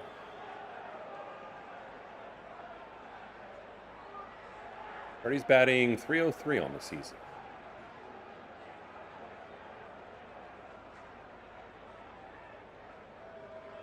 And the next pitch is low, counts 2-1.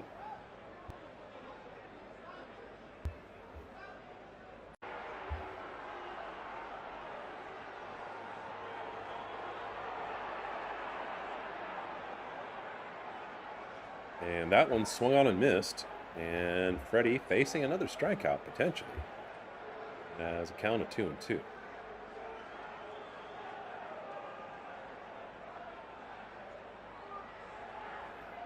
Next pitch to Freddie on the way from Manfredi. And that one catches the upper outside corner of the strike zone. So Freddie Freeman gets caught looking. And he struck out 3 times tonight.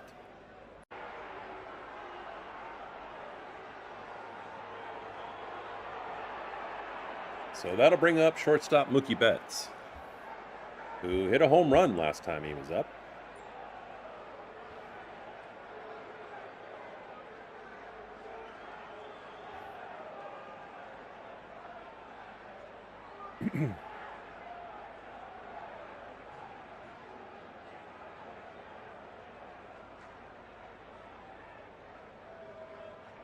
And Manfredi gets set.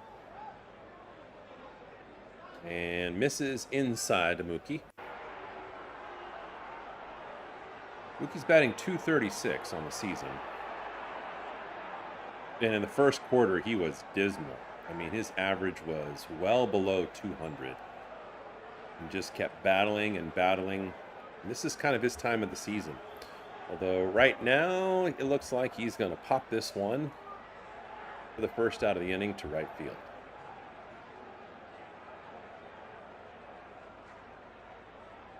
And if you haven't seen this view before, this is a real-time, not just a simulation, it's a tracking in real time what the players are doing and what their body language is like as they're doing it. And so if there's something in particular you want to see, just let me know in the chat and I can control, not the players, but I can control the view. So now Miguel Rojas playing second base tonight. He got the start. And batting in the 6th spot. Comes up, and he's 0 for 2 so far.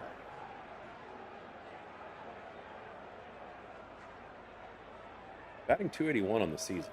This one is lined hard to first, but goes over the base and curls foul before it hits the ground. And that would have been a double for sure. But instead, it's an 0-2 count.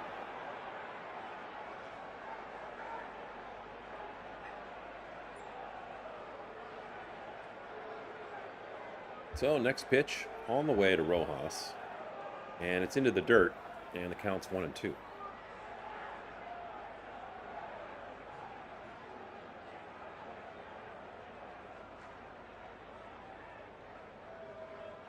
Two outs, nobody on.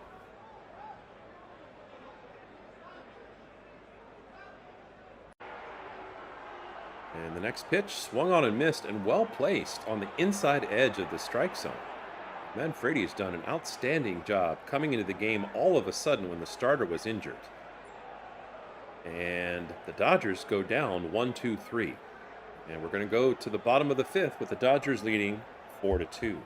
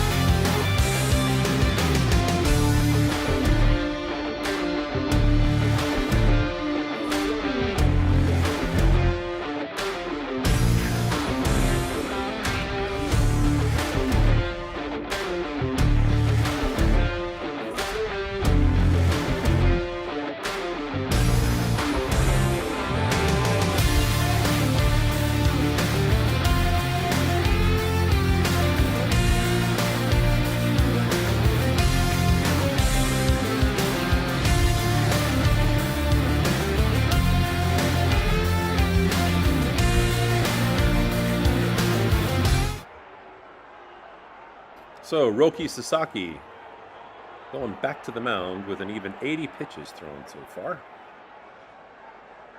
And he's going to face McCarthy.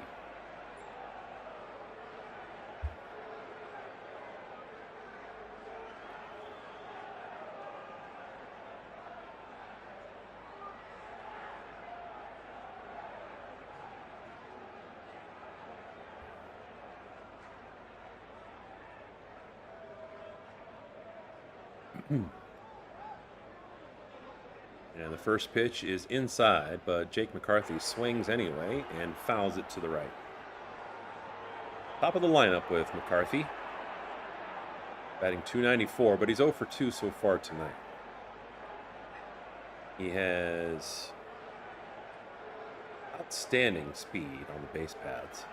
Stole a base last night on the other catcher that kind of tag teams with this one. This is Ben Rortvedt. Dodgers also have Hunter Fiducia. Both of those catchers were acquired right before the trade deadline, shortly after Tarek Skubal was acquired from the Detroit Tigers. He swings and misses at that one.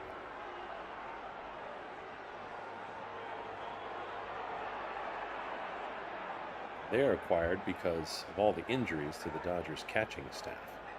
Seem to have stabilized for now. And he gets McCarthy to swing and miss at that one. Another strikeout for Roki Sasaki.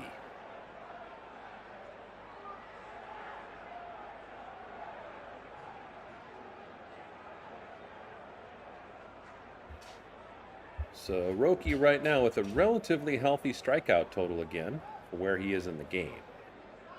But he's got to get Mickey Moniak out for a change, who's 2 for 2. And Moniak swings at the very first pitch and fouls it to the right of first base. So at least Roki's got him in a hole. Minimal hole, 0-1.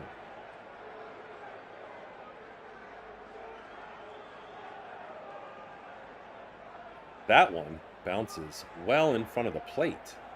So obviously Roki didn't have a good grip on it. Counts even, 1-1.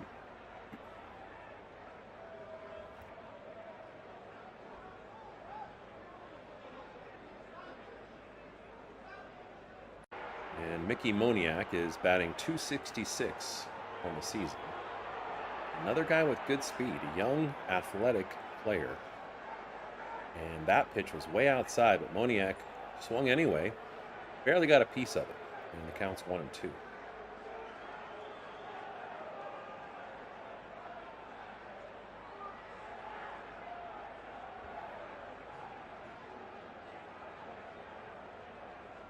Pitch on the way and flied high to center. Looks like Andy Pages is going to be able to get to it with no problem. Yep. After the shoulder shrug. Just took about 4 steps to his right and makes the catch for the second out of the inning. And now Roki Sasaki is up to 91 pitches.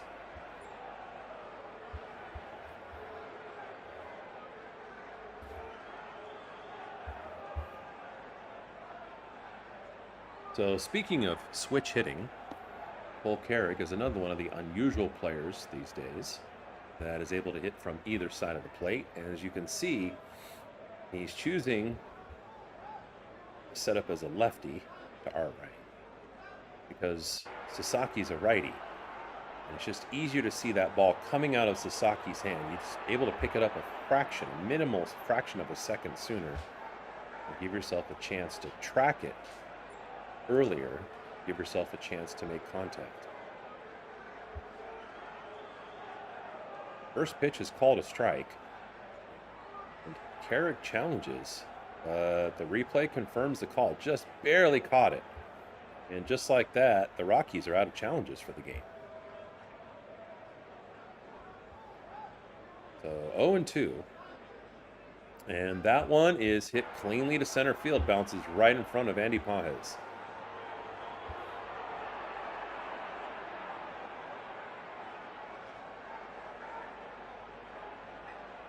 So that'll bring up, with 2 outs and a runner at first, TJ Rumfield. Boy, he's got a baby face. He's got one of those Wow. Can he grow facial hair? Probably. It's got one of those like little blushy looks in his skin.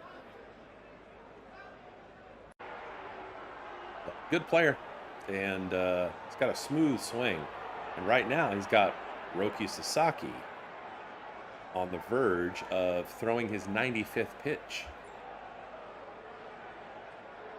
And the Dodgers have a couple of relief pitchers getting loose. One of them, Alex Vesia.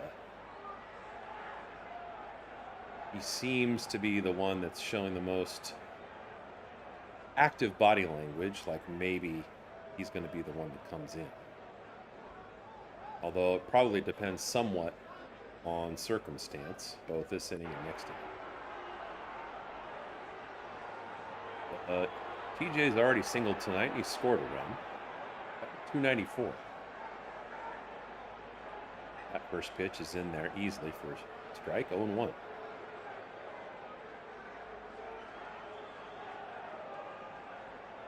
Field bends down, gets a little stretch, and gets ready to face Sasaki, who glances over his shoulder at first.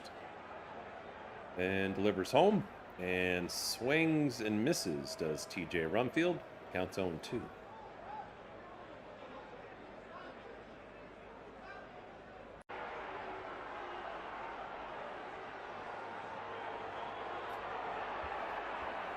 And Sasaki steps back off the rubber in the mound and picks up the rosin bag. Get himself settled. And this is one of the things that I think has been a real improvement for Sasaki too. It's just his mental toughness and knowing when it's time to take a little breath and gather himself. Throws that pitch right down the pipe. TJ can't do anything with it. Fouls it back. And the count remains 0-2.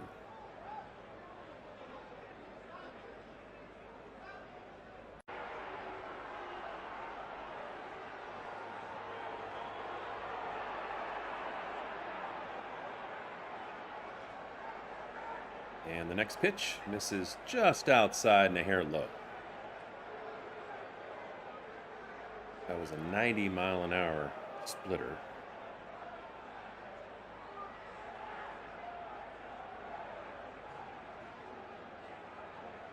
So Roki did have a pitch to burn there, and this one is in there, but he gets the runner at first base, does Freddie Freeman, after Roki forces him to ground out to first, and trouble averted.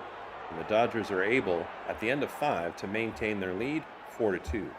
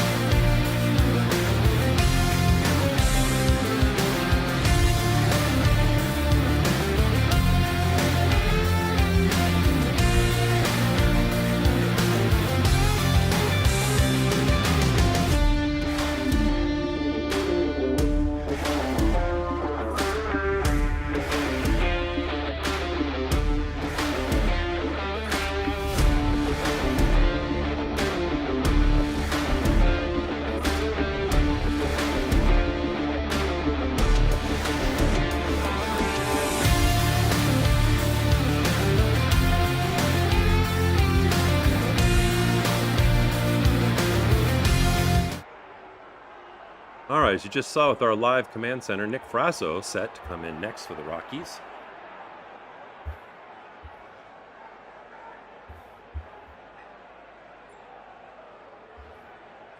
And he's out of Loyola Marymount University, LMU as we say, from Los Angeles.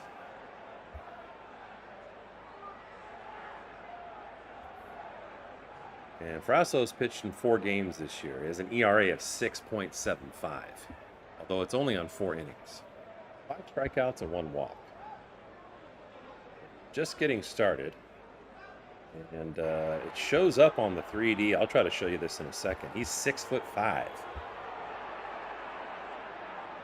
And umpire calls a quick timeout. I don't know what's happening. He's talking to the pitcher.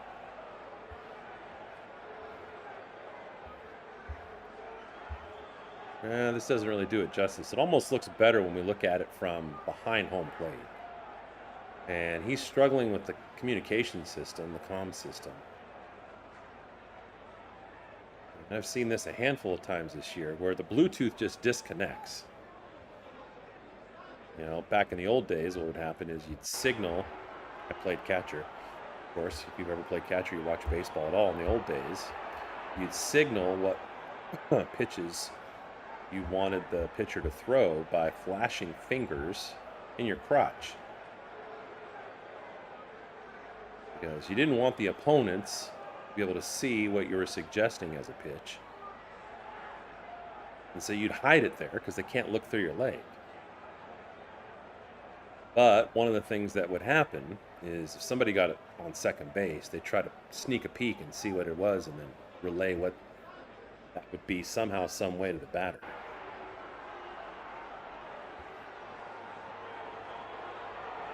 But it looks like they're able to get the microphone working, and Kyle Tucker is about to go to work as he looks at that pitch on the inside part of the plate for a strike.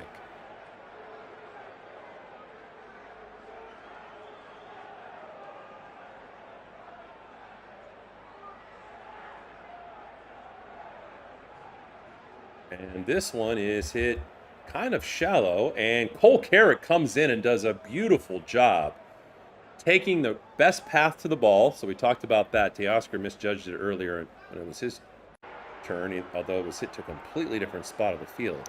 And then as you saw, just a graceful slide as he maintained eye contact with the ball and made the catch.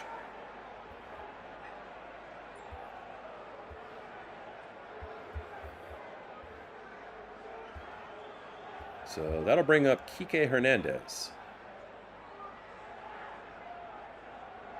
And Kike having himself a night so far. He's 2 for 2, and one of those is a home run.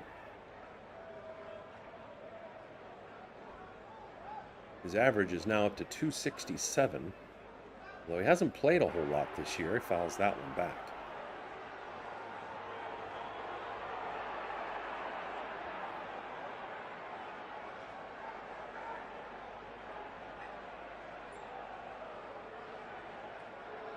He was thrown pretty much the same pitch in the same spot in the lower outside part of the plate that Mookie Betts was thrown to, and they each took advantage.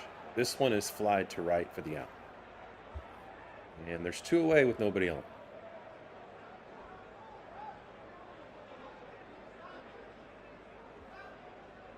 Catcher Ben Rortved's coming up.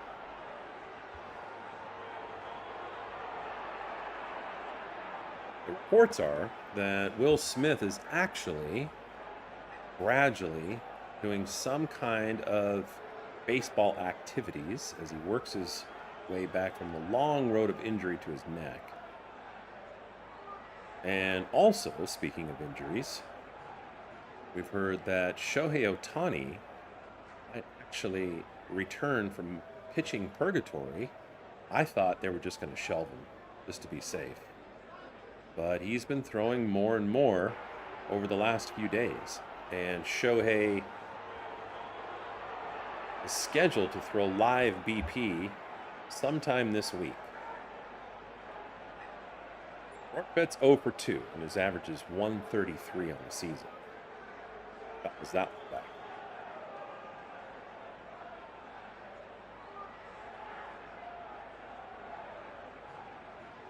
He did throw out a runner earlier in this game, attempting to steal.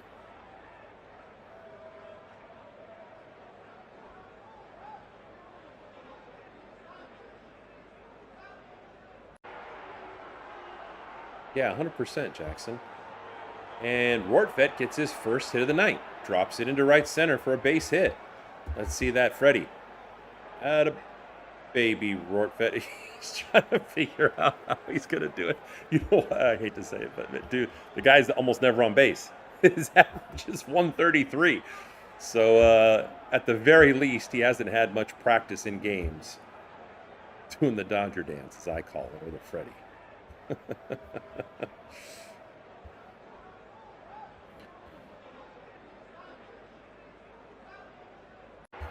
The problem with that, Jackson, is this is just not the field usually to shut people down. And our middle relievers are very hit and miss. And I think Dave Roberts, for as good as he is in deciding when and who to bat for the Dodgers, he just misses the mark when it comes, especially to relief pitchers. He just kind of says, okay, you guys just take an inning each, and we'll go to the very end. But Shohei Ohtani's up, and he's 0 for 2 tonight. Swings and misses at that one. And boy, you can see him completely pull his body open. Where that right foot lands kind of on the back white line. When he stands in the box, there's a white line on that box. That rectangle has a white line right behind him. And when he pulls his head and his body and he loses eye contact, you can see it because that front foot, his right foot, steps on or behind that line. And that's what he just did. And he swings and misses at that one, leaning away, not necessarily pulling out. But nonetheless, he strikes out. So the Dodgers are letting the Rockies hang around. We're going to go to the bottom of the sixth, and it's the Dodgers 4 and the Rockies 2.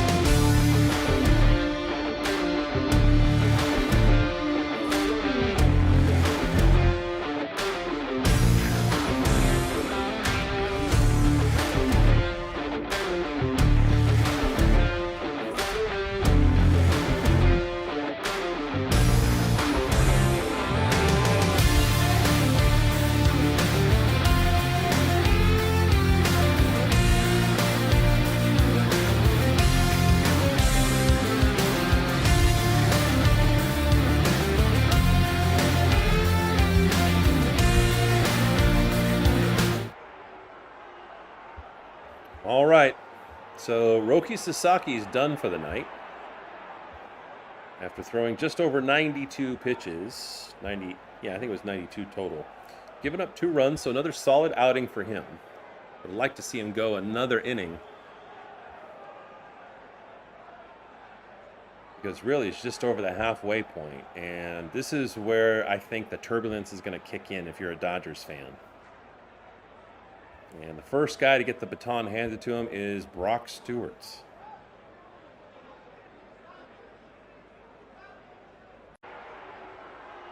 Now, the good news is that opponents are only hitting 120 against him in the 14 games he's appeared. He's got 14 strikeouts to 5 walks and an ERA of 2.45.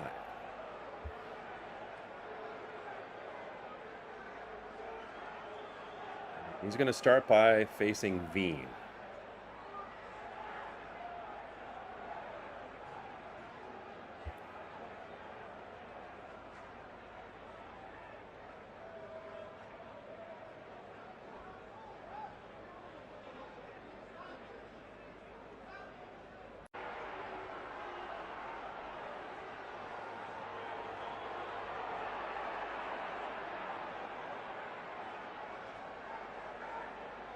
And an 0-1 count early to Veen. This one is grounded to first. Freddie Freeman picks it up, and he's able to run to first and step on the base. Boy, that makes me nervous seeing that. You know, when it wasn't almost a collision, but I mean, They're still running really close to each other, and I feel like we should go to the softball setup where they have two bases side by side because it's not worth the collisions I've seen. No shame in picking something up from softball. I don't know. Maybe you disagree. If you disagree, fine. Put it in the chat.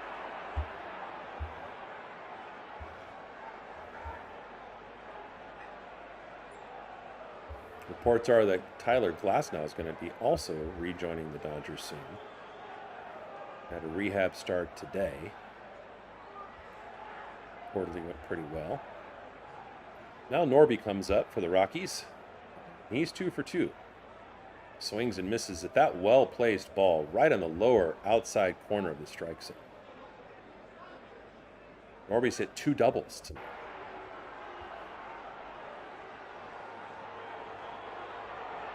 Only batting .213 on the season. 1 out, nobody on.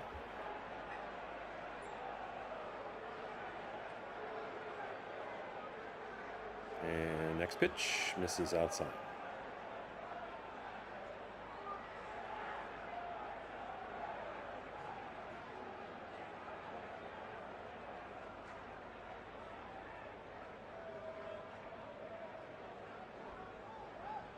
And that 1-2 pitch is fouled back by Norby straight into the wall and then bounces back towards the field.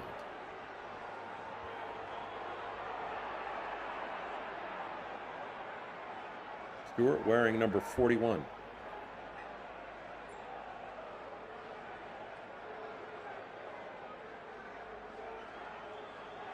Max Muncy getting the night off tonight. Kike Hernandez starting in his place at third. And responding with a couple of hits, one of which a home run. This one is grounded foul over by Kike.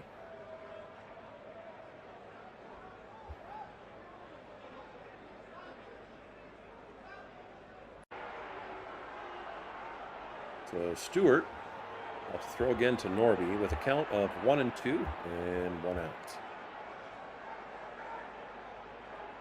And that 97-mile-an-hour fastball blows right by Norby for strike 3.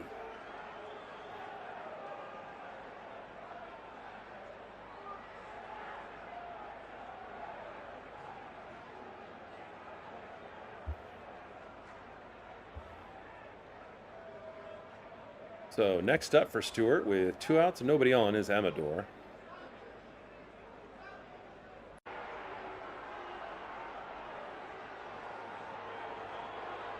First pitch inside. Amador skips back and misses him for ball 1.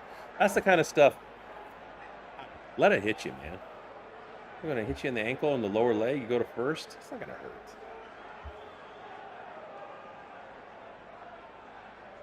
Counts 1-0.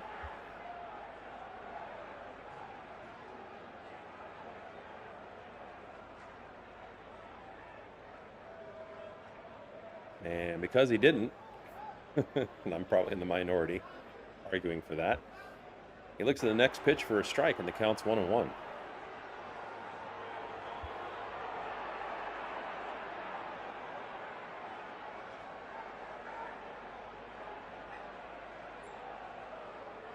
Amador batting .375 on the season. And the Rockies hanging around. Looks at that one for a strike. Counts 1-2.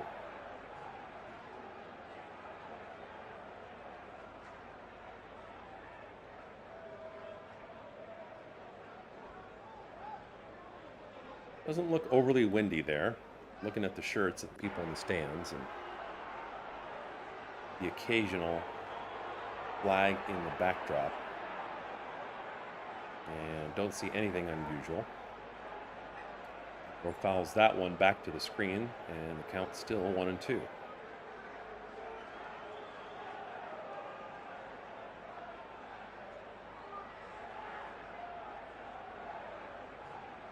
And this one's inside and grounded just foul to the right of first base. So Amador taking his hacks and staying alive.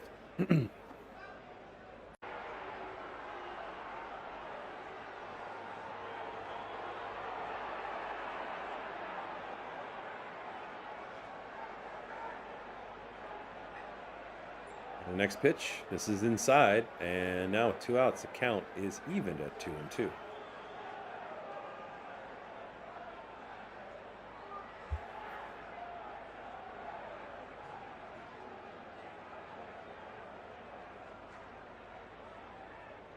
And the next pitch, a 97-mile-an-hour fastball that gets another guy striking out. And Stewart, with 2 strikeouts on the inning and a clean one at that, is able to keep the Rockies at bay. But we still got ways to go. Third of the game at least. At the end of 6, it's the Dodgers 4 and the Rockies 2.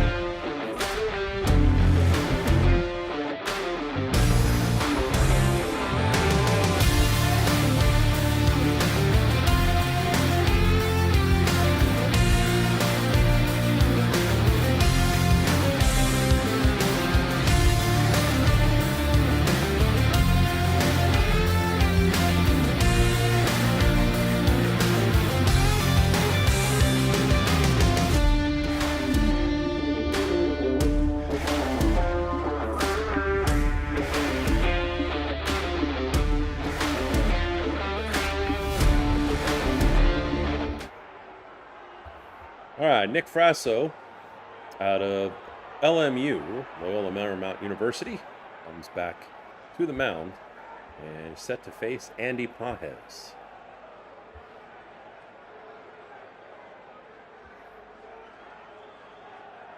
Andy singled the last time he was up, and that puts him at 1 for 3 so far tonight.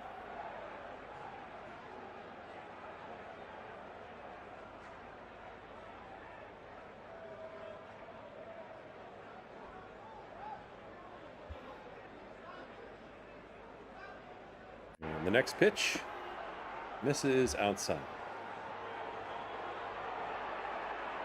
So the count's 2-0 early to Andy.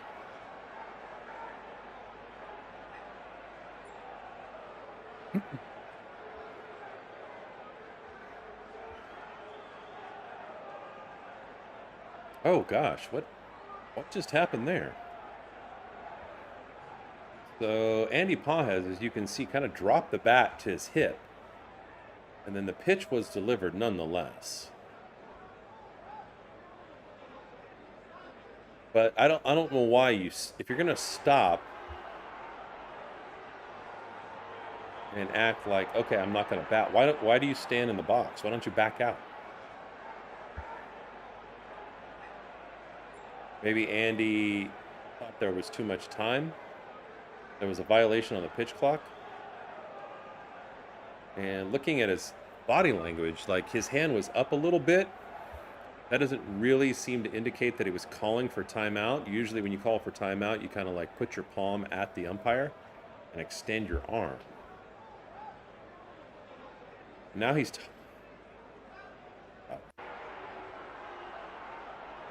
Okay. Now Andy's talking with the catcher. Okay, so he did request timeout, although that wasn't very demonstrative. So maybe that's part of the issue. You got to be more obvious. But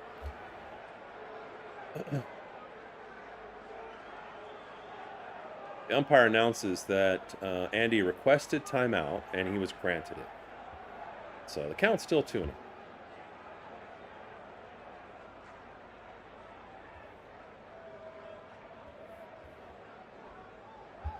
So this next pitch is hit right behind second base, but Amador is sitting right there and caught the line out from Andy Pages.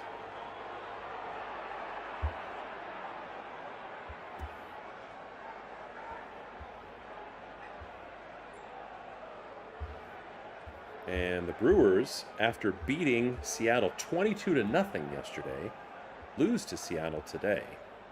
So the Dodgers have a chance to pull closer to the Brewers, who just beat them at home 3 out of 4 games.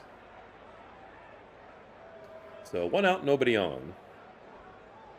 And Teoscar Hernandez comes up, who's batting in the 3rd spot today. That's unusual. He moved up a handful of slots. He's 0 for 2. One is chopped into the dirt, and it stays foul, going toward first base. I don't know that it would have made any difference, but the catcher picked it up a little bit early. Normally, what you're taught to do is, whether you're a catcher, first baseman, third baseman, let it roll as long as it possibly can. And then if the guy who hit it didn't run, let it roll fair, and then pick it up and throw it to first.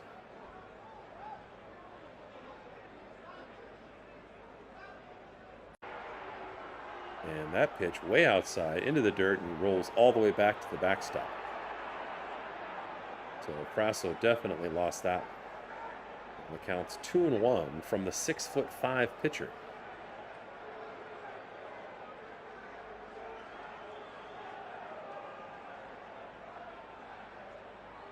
And that one definitely in the middle of the plate.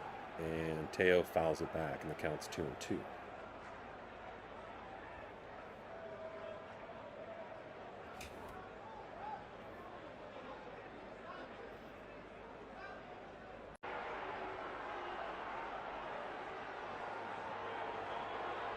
Oscar batting .248 on the season.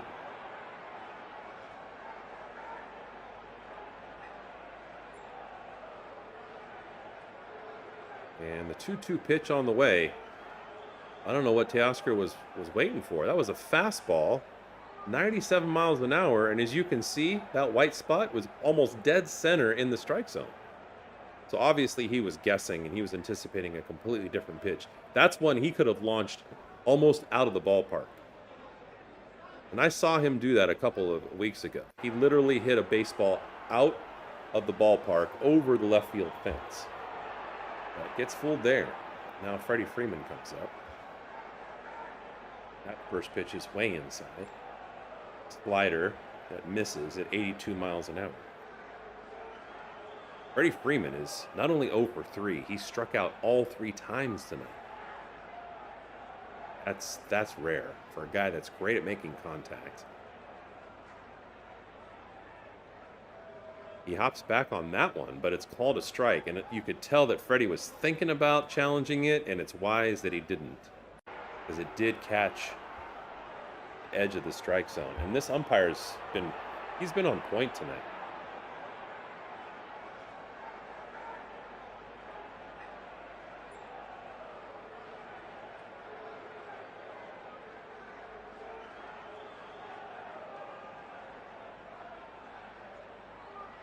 Two and 1 to Freddie Freeman. And the 6'5" Frasso delivers, and that one is swung on, but a little too early by Freeman. It's pulled foul to the right.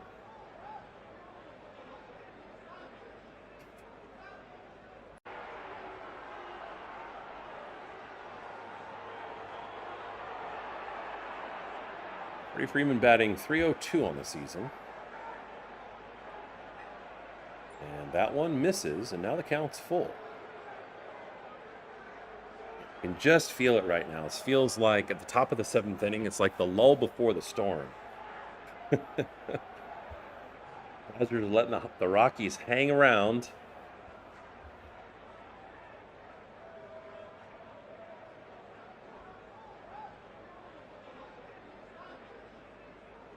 And this one's blasted. Can it actually be a home run? No, it bounces off the scoreboard, and Freddie's going to use that as an opportunity to go to second base, and he's in safe after the slide. Atta baby, Freddie. So Freddie gets his first hit of the evening, and it's a double off of the scoreboard in right field. Outstanding contact. I thought maybe for a second it was going to be a home run. You know, the fence out there is so uneven. And if it was like, he hit it high and far enough where if it was to left field, it would have been a home run. But because the scoreboard is built on top of where the height of the wall is in left field, that prevented it from going goal. So that's Freddie Freeman's 577th home run. He hits one more, and he's tied with Wade Boggs in 23rd position all time. Who, I don't know, last week I saw a picture. It's supposed to be a picture of Wade Boggs shirtless. And he looked absolutely jacked. But who knows? Who knows in today's world of AI?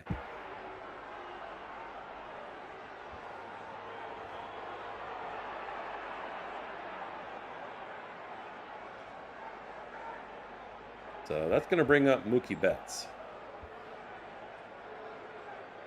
Mookie hit a home run.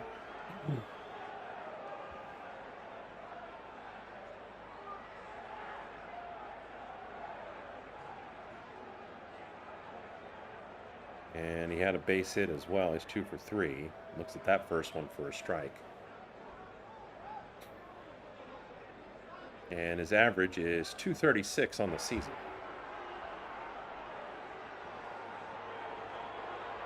Two away, Freeman in scoring position at second. And this one is grounded to the right of Tovar at short. He picks it up and throws to first in time for the third out of the inning. So Freddie Freeman with a double off the scoreboard is a wasted opportunity. And the Dodgers continue to let the Rockies hang around. We go to the 7th inning stretch with the Dodgers 4 and the Rockies 2.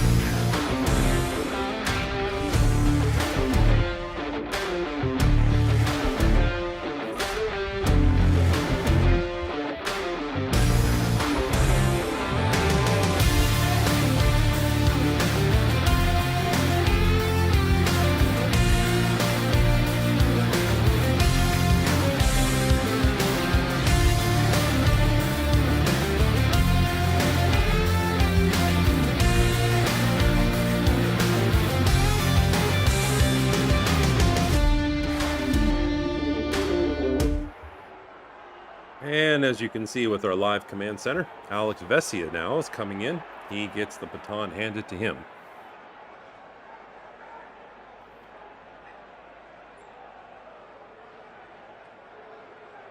And he's digging on the front end of the mound, trying to find the right footing for him and his stride.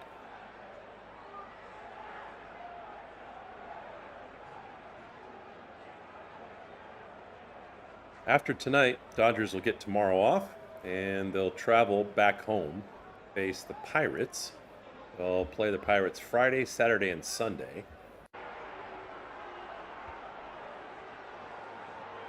I will not be broadcasting Friday, but I'll be back to the grind on Saturday and Sunday. We have a family get-together down in Encinitas. So if you've never been to San Diego, let alone Encinitas, gorgeous, gorgeous place. We'll be back to it Saturday and Sunday. And in a couple of weeks, football season's around the corner. We'll expand to that. Vesia comes in after pitching 56 games this year. And he's as much of a middle relieving workhorse as anybody on the Dodgers staff.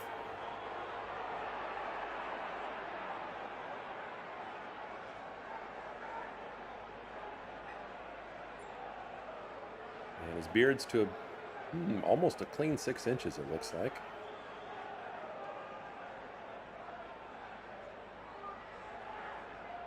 And it looks like he's asked for the grounds crew to come out and help him with the mound. we don't know where they're at. Excuse me. So let's take a minute to look at the scores while they're waiting for this. So as you can see, the Angels, top of the ninth, trailing by a run, Houston. And all the rest of these are finals. So Detroit loses by a run to Pittsburgh, 3-4. San Diego also loses by 2-4 to the Mets. Atlanta goes down 4-6 to the Minnesota Twins. The White Sox end up beating the Cubs, to me, one of the best teams in the league, 3-0. Arizona Diamondbacks best the Boston Red Sox in extra innings, and innings to be precise. Philly wins 4-1. Yankees win 5-3.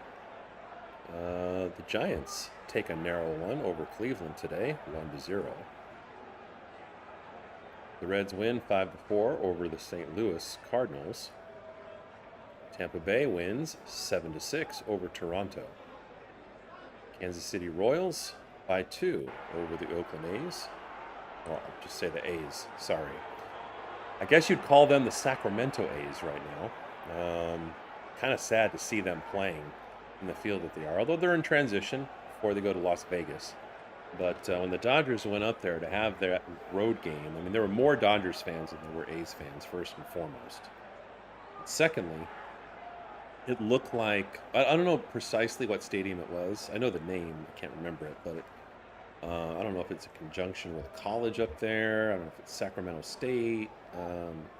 But you can tell, I mean, it's it's temporary in nature. It's anything but a big league field. Then Milwaukee, as we said earlier, after beating down Seattle 22-0 yesterday, loses 7-5 today. And Washington over Texas 6-0.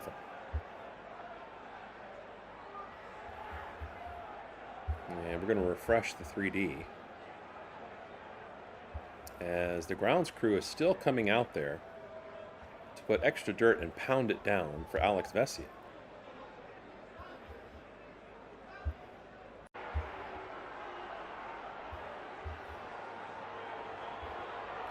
And of course, you know, the players and the umpires have 3D monitors all over them, but the coaches don't, and the field crew definitely don't.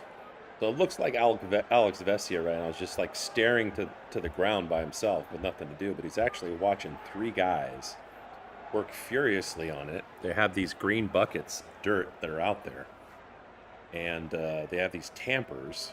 You've seen them before. They look like they're just like flat metal heads on the end of a pole. They just pound that dirt so it's flat. And now Vesia is trying it to see what the footing feels like.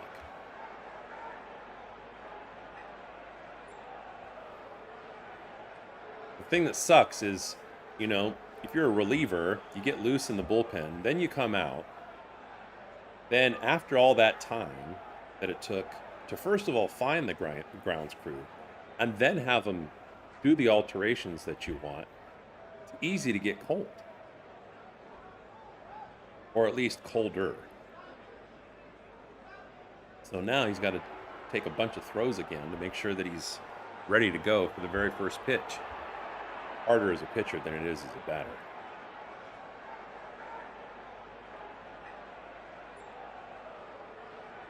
Alex Vesia has not shaved in a full year.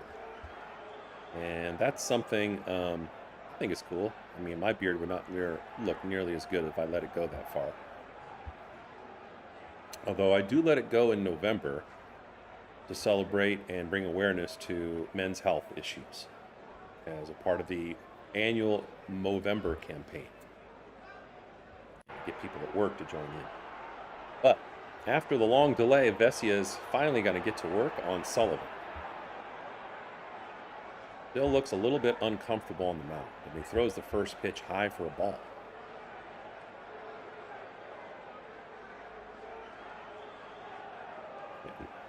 next pitch misses high as well. This is the kind of situation that can turn the game on a dime.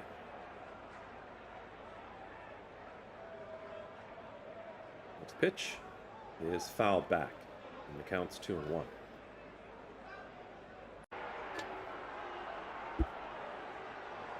Went right down to the final out last night after the Dodgers had led for a few innings, 6-3.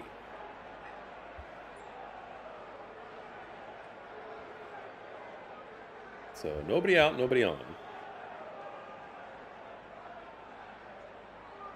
And the pitch to Sullivan is fly to right center. Andy Pajes gets underneath it and makes a basket catch for the first out of the inning.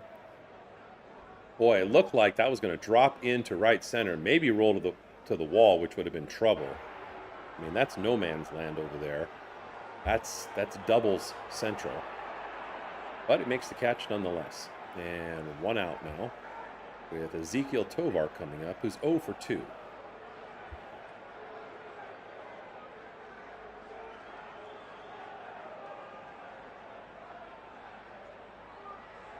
Tovar hitting .205 on the season. Swings at the first pitch. That's inside, but in the strike zone. Because he was standing a little close to the plate, it's on the skinny part of the bat near his hands, and it gets fouled back.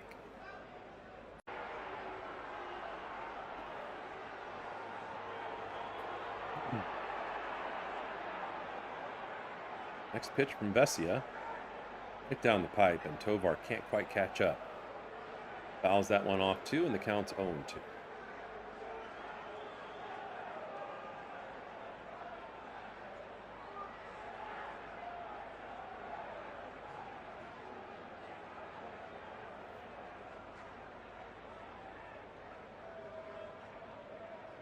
Next pitch from Vesia to Tovar, and it's fouled back. The count remains 0-2.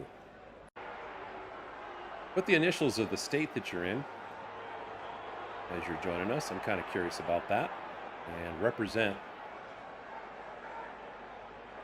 I'm in California, obviously. So if you're in California, put a CA in the chat. I'll put a CA in the chat.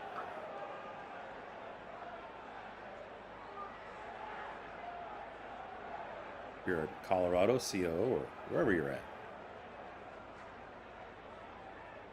I don't know if she's in tonight, but we have somebody who's a regular from Alaska, but she just moved back to California after a time away. And Tovar swings at that one and misses for strike 3. So Vesia doing a nice job, even though there's quite a bit of a delay. It's the first batter to foul out, or sorry, to fly out, and strikes out the next one. So 2 away, nobody out. And now the Rockies go back to the top of the lineup with McCarthy. Jake McCarthy's 0 for 3 tonight. He struck out twice and grounded out once.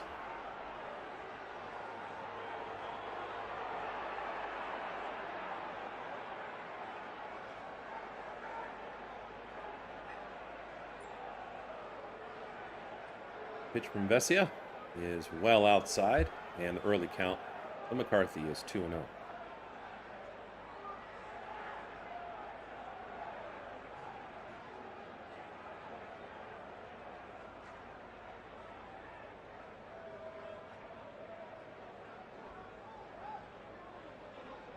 Next pitch. This is just inside, and now Vesia with 2 outs. Facing a 3-0 count. It's the kind of stuff that makes Dodgers fans nervous.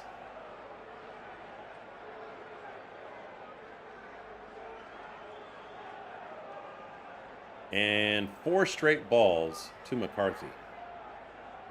So with 2 outs, and the Rockies hanging on.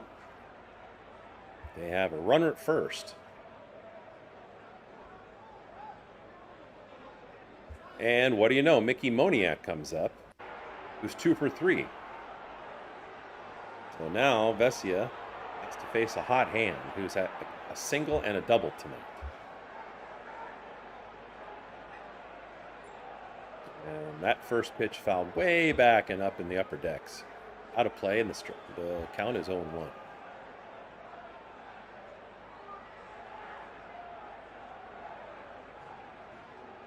Moniak's batting about 300 at home, 215 on the road.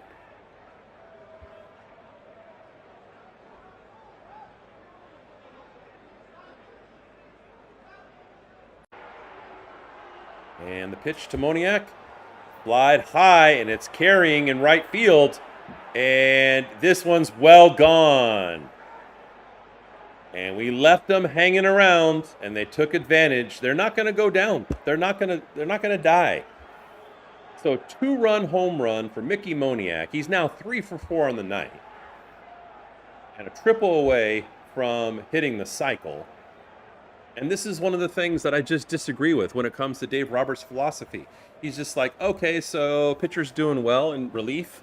Doesn't matter. We'll just let him do 1 inning and hand it off to the next guy. And I love Alex Vesia. Love Vesia. I mean, he competes, and I like his demeanor. But the pitcher we had last inning was like unhittable. He struck out 2 guys. So with Roki Sasaki going a little bit short tonight, why not let that guy go a little bit longer, especially if he didn't have a huge pitch count? So now it's all tied up and it's anybody's game. Cole Carrick is up and there's 2 outs with nobody on.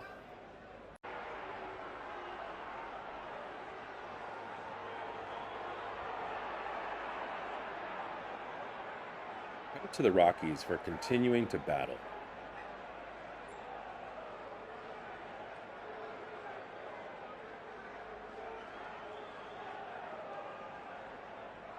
That one misses high, and the count to Cole Carrick is 1-2.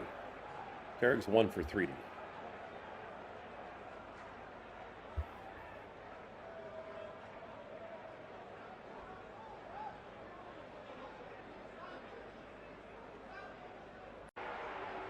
And the next pitch swung on a miss for strike 3.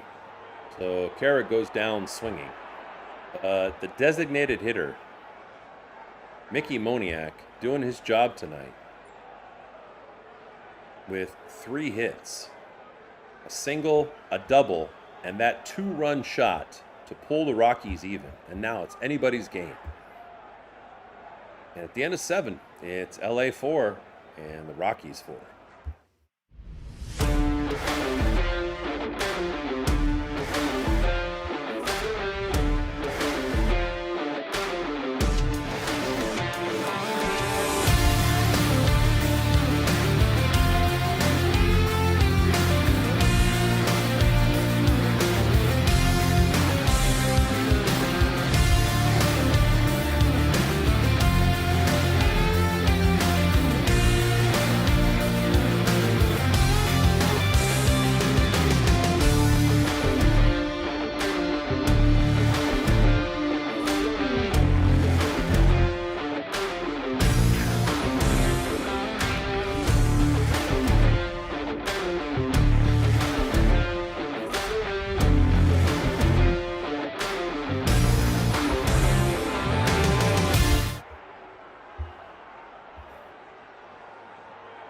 So Miguel Rojas set to start the 8th inning.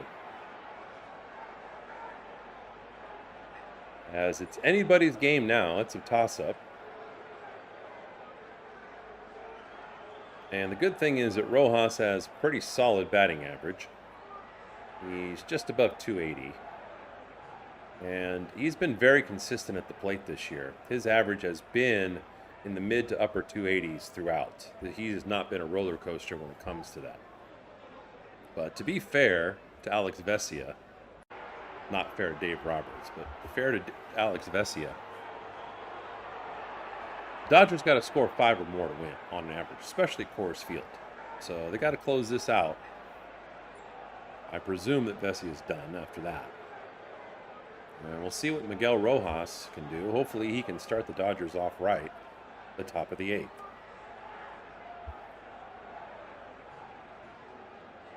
And that pitch is fouled back. But he's going to face a new pitcher, Jaden Hill, who's been in 32 games this year. An ERA of 5. And opponents are hitting .257 off of him. That pitch misses, and the count's 1-1.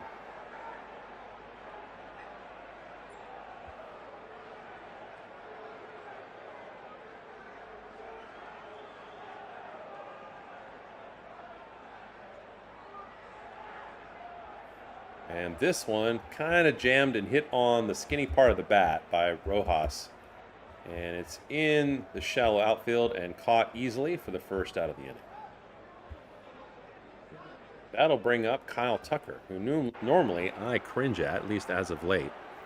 But he's got 2 hits tonight. He's actually 2 for 3. Both singles, scored a run.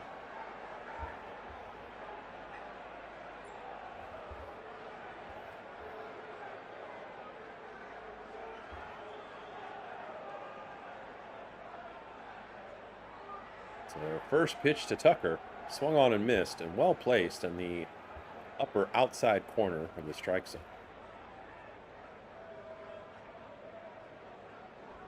This is the time for the Dodgers.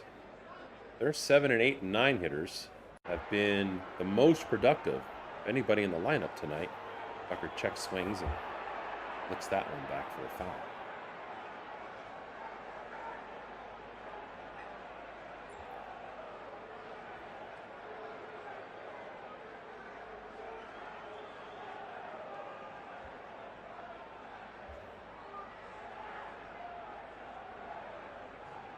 And the next pitch misses outside for a ball, counts 1-2.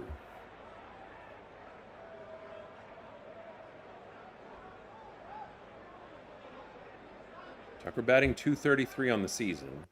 For most of it, he's been a pretty even .230. A little better on the road than he is at home. And Tucker blasts this one foul. And after that shot to right, counts 1-2.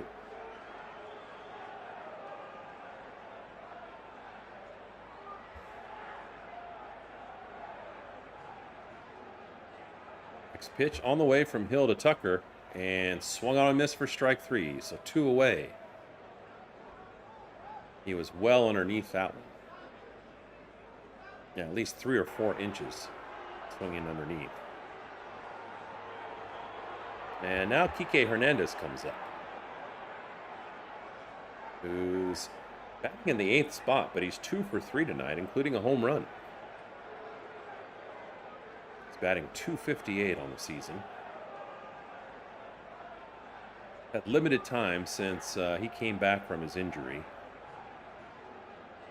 A little bit of a logjam in the infield. We really have 6 or 7 infielders for 4 spots. But, I mean, nobody's going to replace Freddie Freeman unless it's in garbage time. That one's high, and the early count to Kike is 1-1. When he hit that home run, he wasn't sure if it was going to be gone. He was kind of jogging down to first base, and then he pretty much stopped halfway to first base and watched it carry over the left field fence, and then waved goodbye and finished rounding the bases. That one he fouls back, and the count's 1-2.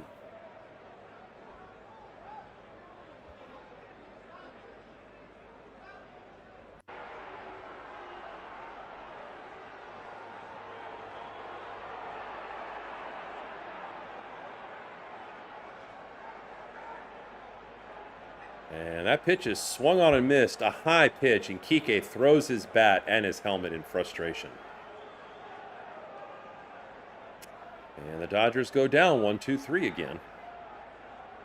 And we go to the bottom of the 8th as the Rockies continue to battle. Last time up, they tied it, but it is tied 4-4 with the Rockies coming up again at the top of the lineup.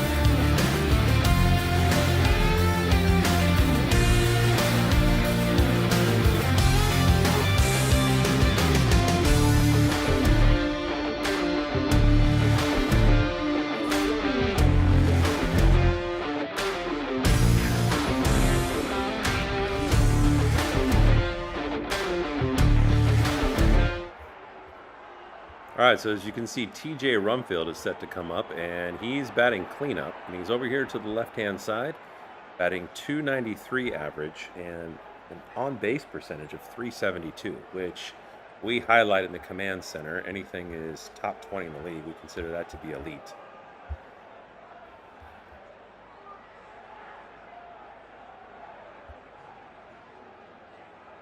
And we're going to refresh the 3D and get ready, as it looks like Jack Dreyer is the next person to get the baton handed off to him.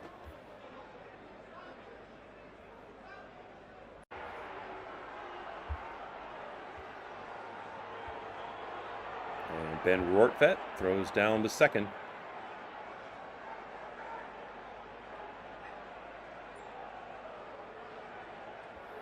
And the left-hander Jack Dreyer is going to face Rumfield, having pitched in 53 games this year with an ERA of 2.98 and hitters batting just below 200 against him.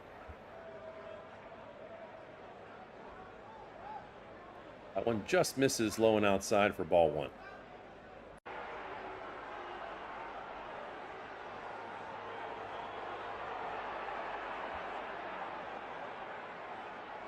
Next pitch on the way, and that also misses even further. Now the count's 2-0.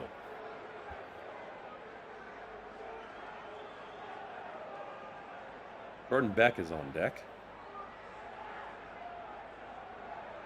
Lefty on lefty in the next pitch. Ooh, misses high and inside. Field had to limbo back a little bit to save his head.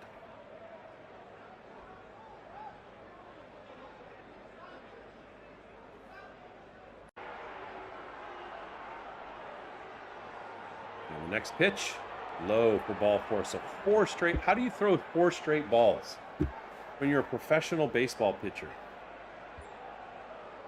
Golly. So as Jackson said earlier, got to shut him down. We've done anything but. So after four straight balls, and Jack Dreyer not throwing a strike yet as he comes in for relief for the first time today, Ben Rortvedt decides to go out from behind the plate and talk to him, help him kind of reset for a second.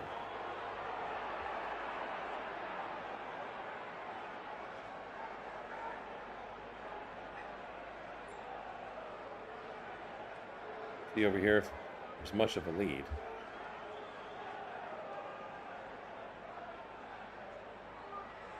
No, very short lead. So not looking to steal at this point. It helps that Ben threw out a runner earlier.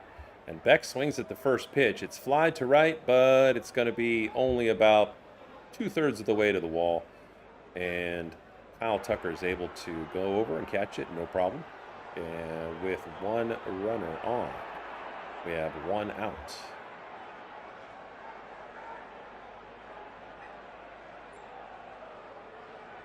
So Connor Norby comes up, who's batting .212 on the season, but tonight he's 2 for 3 with 2 doubles.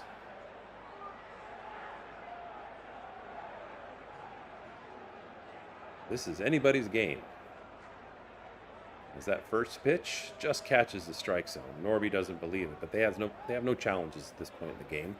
They've burned them all.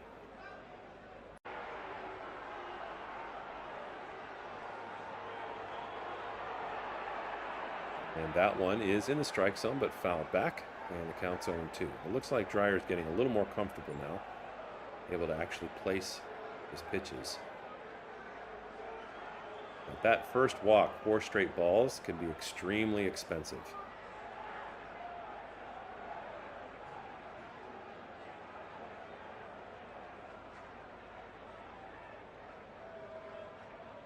Next pitch misses for ball 1.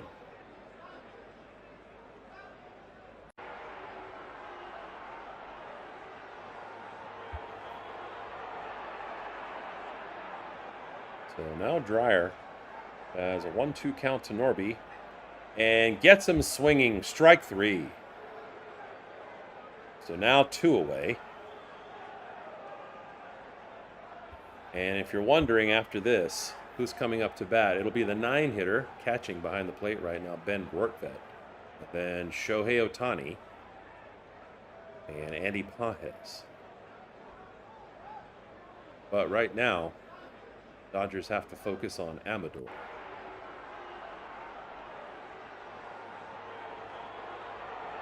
Fouls the first pitch off for a strike. And number one, Adele Amador is 1 for 3 tonight. He has a 2-run double.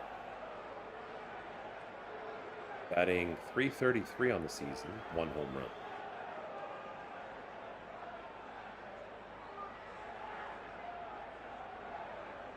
And the next pitch from Dreyer misses outside. And it counts 1-1. Let's take a peek over here at first. See if there's much of a lead at all. I would doubt it. They haven't shown it at this point in the game. No, he's only halfway to the cut of the grass. Hops off, but not looking to steal, and Amador fouls that one off. Now the count's 1-2. And Jack Dreyer's looking to get a punch out or a ground out. Get out of this.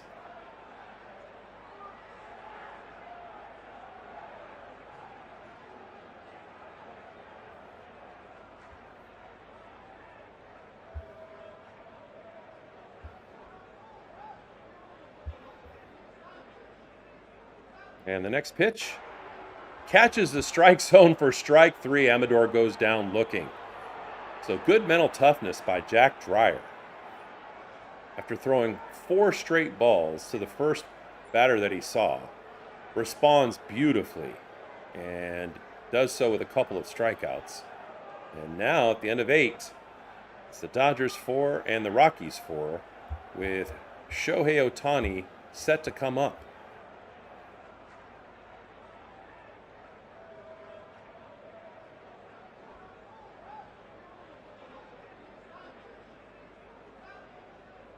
Then Rortvedt's going to be first.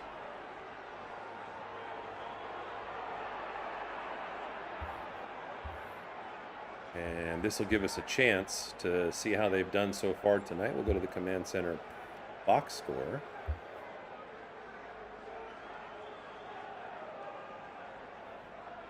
Wrong side. All right. So you can see that Shohei Ohtani has been up 3 times tonight, and he's hitless. Although he did draw 1 walk. He did strike out. But his first 2 times up swung early and grounded out to second base. Andy Pages has come up 3 times, or at least officially has 4 at-bats, because they don't count it as a bat if you walk. Although, kind of should, because a lot of times you have to fight off a bunch of foul balls to draw that walk. But Andy has one hit. Most of the production has come from the bottom half. Ooh, look at that. Did you guys see that? Max Muncy just popped in as a pinch hitter. Oh, I love the Command Center. I'm so glad I spent weeks over the summer working on this code, pounding on it. Max Muncy, I knew he'd probably come in as a pinch hitter, especially if the game was in doubt, and the game is definitely in doubt. And it looks like, yep, not just confirmed on the broadcast, but Max Muncy is coming in now to start off this inning. Perfect timing. So this is the thing. This is the flip side. So many things I disagree with on the pitching side of decision-making for Dave Roberts, but I love this decision. Bring in Max Muncy to start this off. You know, so much better. A million times better as a batter than Ben Rortvedt. They've got another catcher that's very similar in Hunter Fiducia. In fact, he's a better batter than Rortvedt. So who knows what's going to happen if this goes into extra innings. But you got Muncy up now. And Ohtani on deck, followed by Andy Pages. And one thing Muncy's really shown the ability to do the last couple of weeks especially is hit clutch late in games. This one is flied high into center field. And they're going back, but Carrick is going to catch it short of the warning track. So 1 away at the top of the 9th.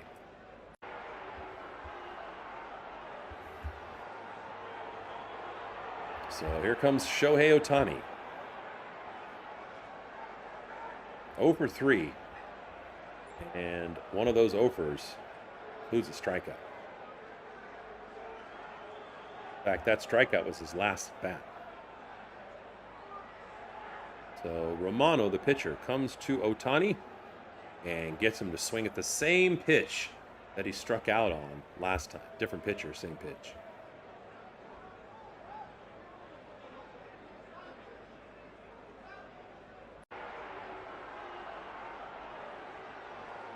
Next pitch to Ohtani. A little bit low and fouled off to first, and you can see his habit is to be apologetic when he fouls off, especially as it goes towards or even close to any civilian.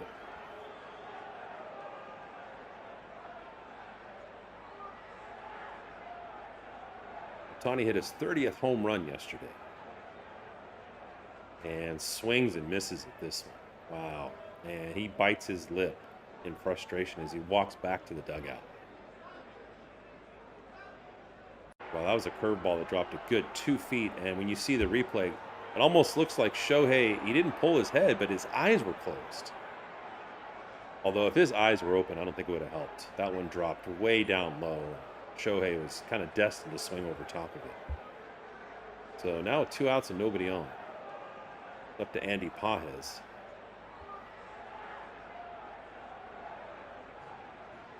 Who can be really tough, especially in clutch situations. It looks like the first pitch high for a ball.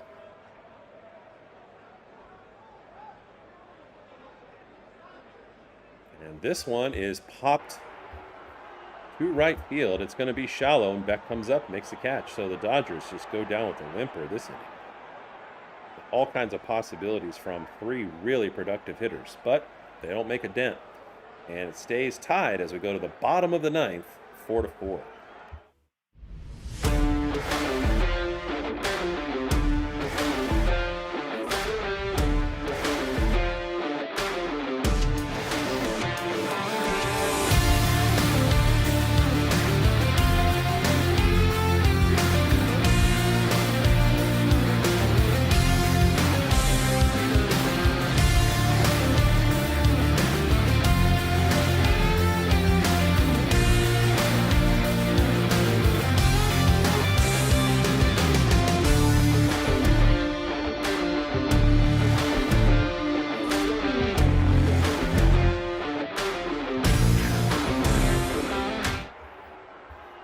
All right, Kyle Hurt set to come up. Next person to get the baton. For the Dodgers are trying to save Tanner Scott for a true closeout opportunity if they get a lead. Kyle Hurt had kind of a fun moment a couple of days ago when Shohei Ohtani hit his second home run of the game. First one was over to left center. The second one was to right center over the high part of that fence way back there that you can hopefully see. And that's where the bullpen is for the opposing pitchers. And when Shohei hit that second shot, Hurt was able to catch it. And when he did, he was kind of jumping up and down like a little kid who caught a souvenir at the game.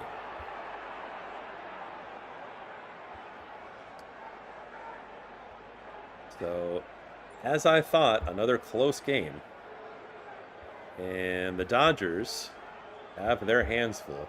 If you're joining us for the first time tonight, welcome to LA Press Box. Love for you to subscribe and click like. Let the algorithm know that this new channel is something that people want to watch.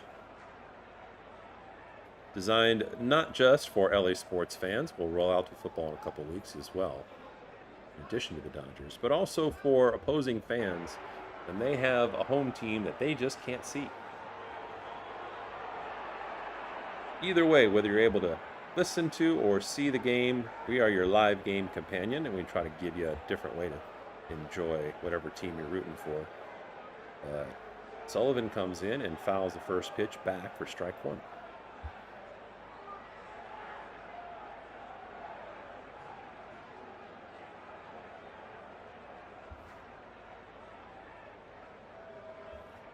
Next pitch on the way from Hurt is fouled, and now the count's 0-2.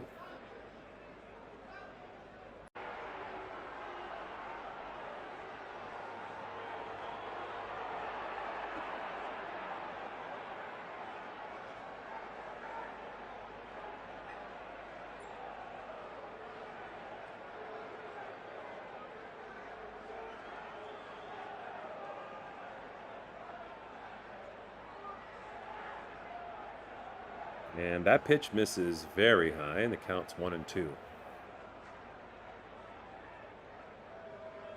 And the Dodgers honestly should not be in this position.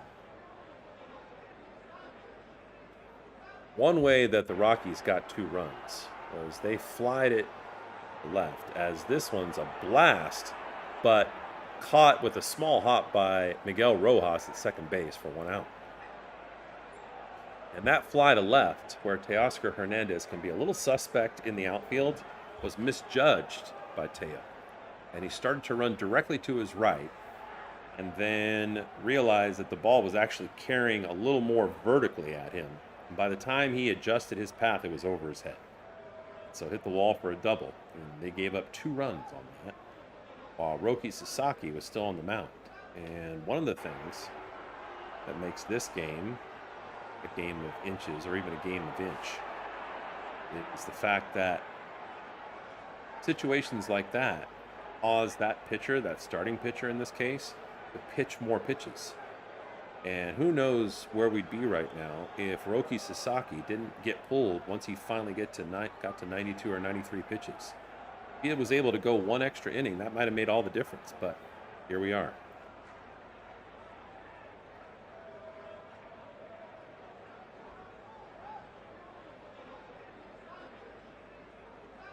So 1 out, nobody on. After a brief conference, strategize. Bert's going to face Castro now. Castro's in the 9 spot, batting .265 with 14 home runs on the season.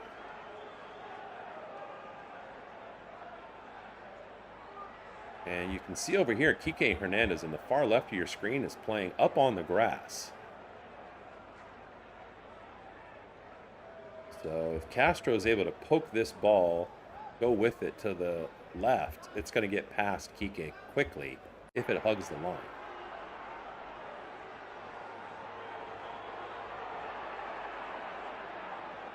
And that one is fouled back. It caught Castro on the hands, and the count's 1-2.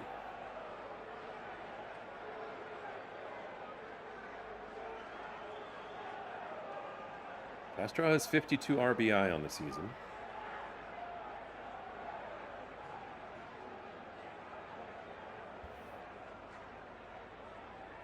Next pitch on the way is in the dirt and backhanded and caught by Hunter Fiducia, who came in when Dave Roberts decided to have Max Muncy pinch hit.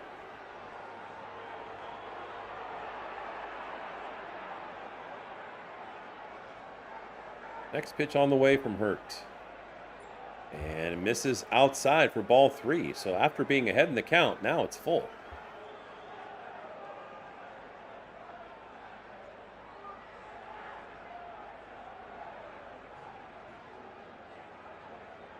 So, with 1 out, the payoff pitch.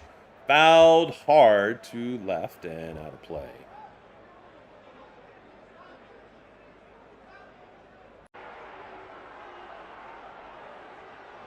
And Castro battling.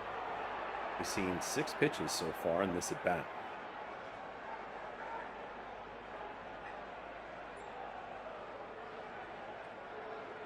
Make it 7. Kyle Hurt, the former USC Trojan.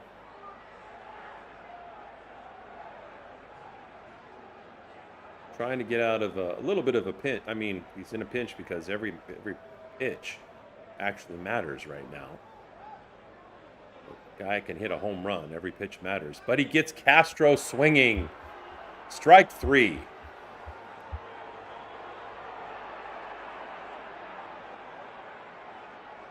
Got him with a high fastball, and Castro swung underneath it.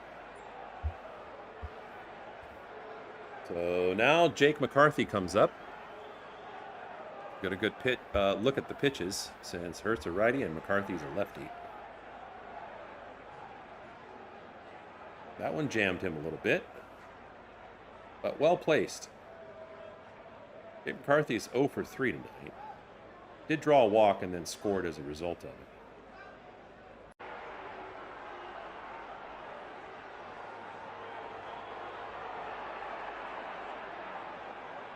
One's low for ball 1, 1-1.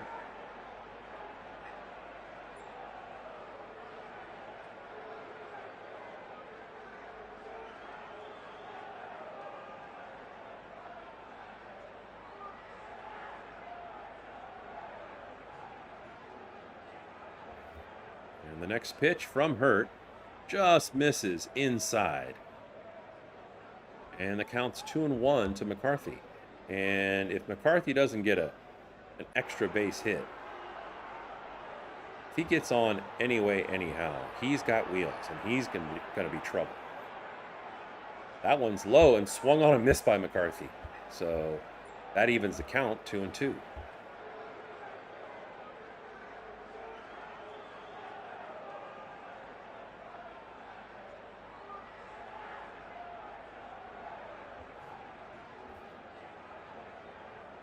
And this one is grounded to the right of Rojas. Rojas backhands it, throws it to Freddie Freeman in a hurry, and gets him by the slimmest of margins. We'll see if the manager's going to challenge this. Wow, Miguel went all the way to the other side of second base and grabbed that instead of Mookie Betts, which I'm fine with. I don't trust Mookie in terms of his ability lately to throw on target, but they're going to review this. I know the 3D is showing everybody cleared off. We're going to see what happens. And this is big, because if they overrule the call that he was thrown out in time, McCarthy, as I said before, he's dangerous. And now that Hunter Fiducia is catching instead of Rortvedt, who threw out a runner earlier tonight, it would be very ballsy for McCarthy to steal. But I'd do it. I mean, I'm sure these guys have all kinds of scouts, and they have all kinds of film that tell them, look, this dude is not great at throwing out people at second, and Hunter Fiducia is not. He's a better hitter than Rortvedt. But he is not as strong an arm throwing down to second. And right now, the replay looks like it's going to be overruled. That the ball and foot of McCarthy arrived at first base at the exact same time, and the tie goes to the runner.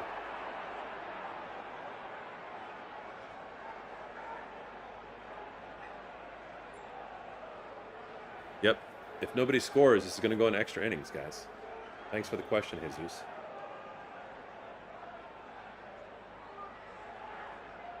And the call is overturned. He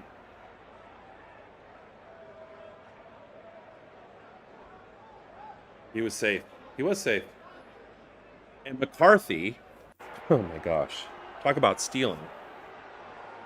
Couple of things. McCarthy has attempted to steal 27 bases this year, and he's been successful 22 times. So he's got speed. I mean, I've said this for 3 days straight. He stole a base two games ago on this catcher. This catcher didn't even throw down. It was like pointless. So I'm going to zoom out here and see what his lead's like. But at the same time, he's got a pitcher who's throwing right, and so who's not staring at him and can't really see him in terms of his lead and throw over there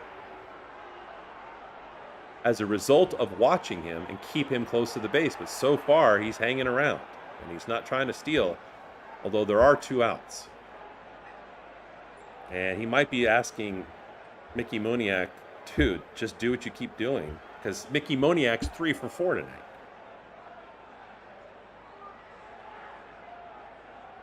And that might be, oh boy, you can see over there McCarthy jumping into the screen. But I don't want to miss if Moniak makes contact again. The count's 1-2. And the 1-2 pitch on the way. Strike 3. Wow, what a clutch pitch. That one was actually tipped, but caught by the catcher. And so the rule is it's strike 3 nonetheless. So very stressful situation. But fortunately, Hurt comes through in the clutch. And at the end of 9, scores tied. We're going to extra innings, guys.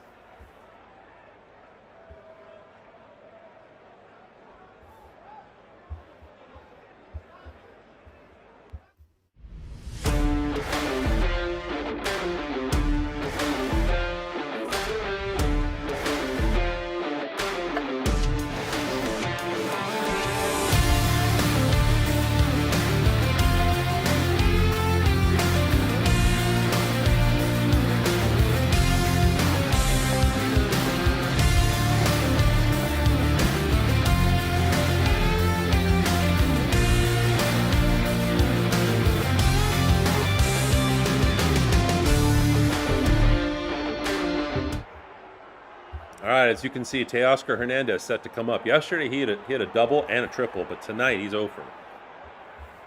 So if you believe in mojo, now's the time to spam 1 in the chat if you're hoping the Dodgers are going to pull this out, and 2 in the chat if you're rooting for the Rockies.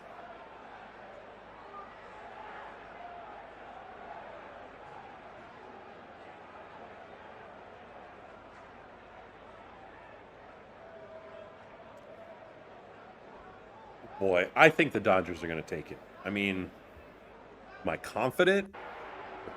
No, but the Dodgers, I mean, the thing about the Dodgers is they're pretty clutch, generally speaking. And they've shown that over the last 2 seasons. They have pretty much all the same pitchers and catchers and batters and runners.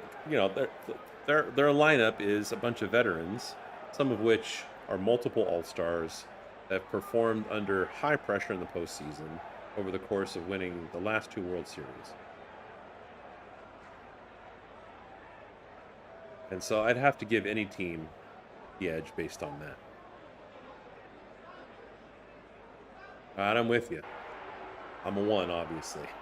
I have a Shohei. Well, can't see the back says Shohei, the front says LA right here. But Herget comes in. The Rockies on the mound. He's going to face Teoscar Hernandez, who has walked, but that's about all he's done tonight from the plate. And he's batting .248. But, I mean, needless to say, with 1 swing, he's got the power to easily give the Dodgers the lead. Now, you might have noticed that there's a runner at second. Okay, so if you haven't followed the things that have changed about baseball the last few years to try to move the game along faster, because people used to say, it takes too long, it's too slow. One is a pitch count, or sorry, pitch clock. So pitchers in the last few years have to pitch within a certain time period, right? Well, another thing to speed the game along is when it goes into extra innings, the team that's up automatically starts that inning with a runner at second, to give them a better chance to be able to score quickly. So Andy Pages starts this inning on second, and Teoscar Hernandez makes contact. It's going into left field, and it's going to be a base hit. So Teo with his first hit of the evening, and he advances Andy Pages to third base. And no outs, and here comes Freddie Freeman. One of the most clutch players that the Dodgers have had, maybe the most clutch player in the last couple of seasons.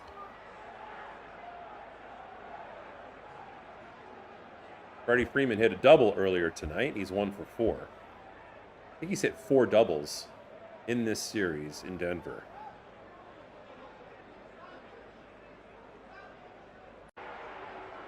And that pitch just catches the lower edge of the strike zone. The count's 0-1.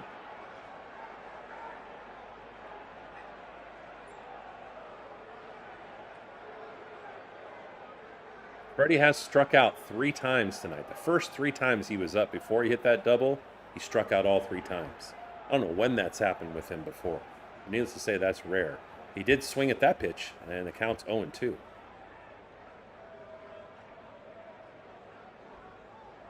Now, Freeman is hitting .311 with runners in scoring position, and of course he's got one on third right now.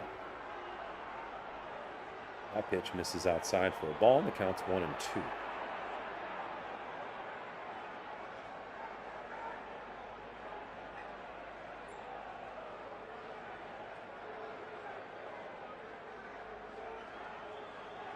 One-two pitch on the way, and it's fly deep to left field. Left fielder's going to go back, but you know what? He's going to catch it at the warning track. However, that gives Pages the opportunity to tag up from third, and Freddie Freeman with the sacrifice fly RBI. That's what you do. You get the ball out of the infield when you know somebody is on third base. Get enough space under the ball and give Andy Pages, whoever's over there, but Andy in this situation, a chance to tag up. And the Dodgers take the lead 5-4.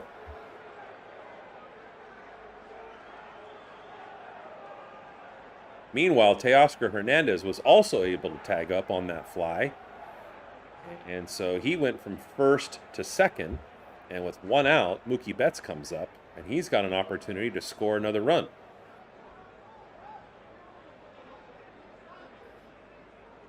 Mookie Betts is 2 for 4 tonight, and he hit a solo home run. He belts that one to the left, but it curls foul.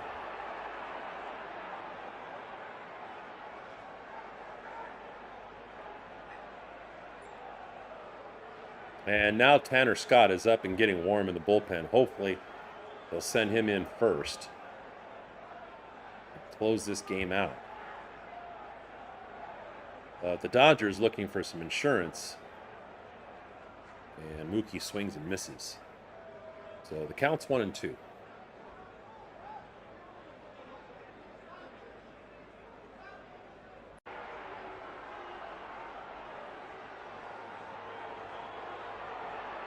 And this one is lined to center. Teoscar Hernandez is booking it. They're waving him around to come home. And there's going to be a play at the plate, but he slides safe and scores another run for the Dodgers. And Mookie with his third hit on the evening. And adds another RBI to his total. And that was a really well-executed hit by Mookie.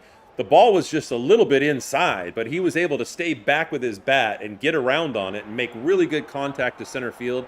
And Teoscar Hernandez, who's fast when he busts his tail, just doesn't always do it in the outfield, is able to get all the way around and score another run for the Dodgers, making it 6-4. Oh, Rojas comes up and tries to do a surprise bunt because the infield's playing back, but it rolls foul.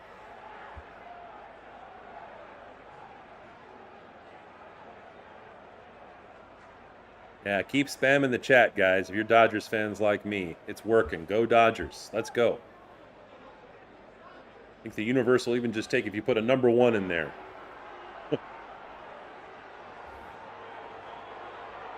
So the count's 0-1 to Rojas. This one sliced to left, and McCarthy comes in and dives head first and makes the catch. Wow, what a catch. Credit to him. Holy smokes. He dove head first, turned over, and then caught it backhand in the air for the out. Man, that was close. And honestly, that was ballsy. Because if he doesn't make that catch, it rolls to the wall, and that's at least a triple. At least. Especially in this ballpark, left center. Just like right center. I've seen over the last couple of days just hit the wall and die. And you would have almost said, if that had taken place, that this game was pretty much over. But it's anything but. And we've been saying this all day, right from the very beginning. And I knew it was going to start slow and finish with a flourish, because this is just how it goes when these two teams have played. But an outstanding catch in extra innings.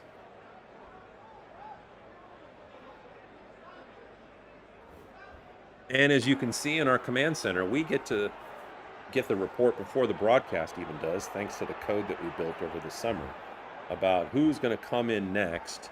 Well, that's kind of small for me to see, so let's cheat here.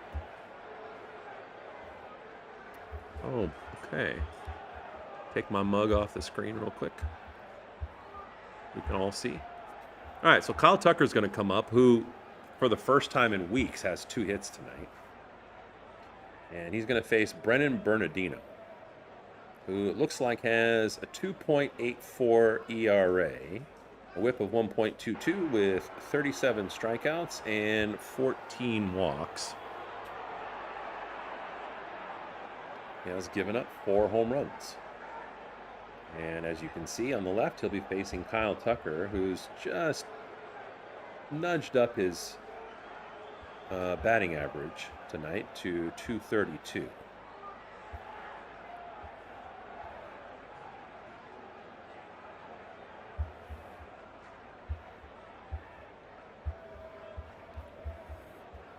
And I'm going to refresh the 3D, bring it right back here.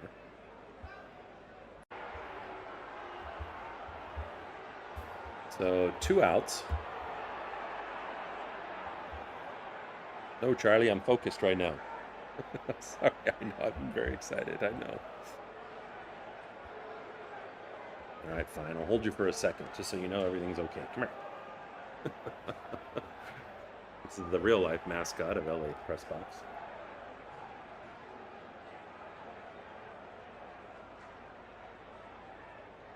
So Kyle Tucker comes up. 2 outs and a runner at first.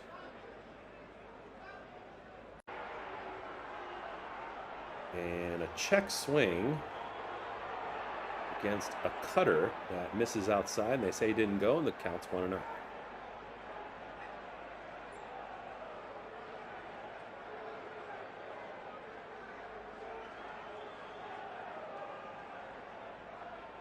Bernardino, the lefty, is able to look clean on at first base.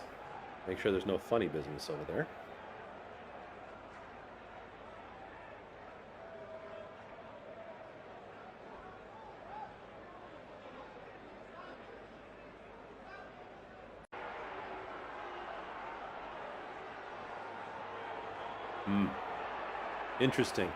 Interesting, Pedro. I don't know what people think about that. I'd like to hear what people think about what he put in the chat. That one's inside, and 3 straight balls to Kyle Tucker. And if I'm not mistaken, Kike Hernandez is on deck, who also hit a home run tonight. Great to see him going.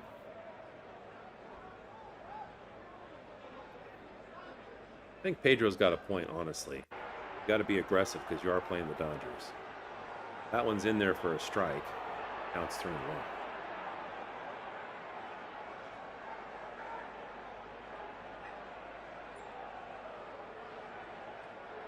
Wow, and that one's inside, and Tucker, kind of a check swing flinch, and the ball makes contact with the bat, and it could have been ball 4, but instead, now it's a full count, 3-2.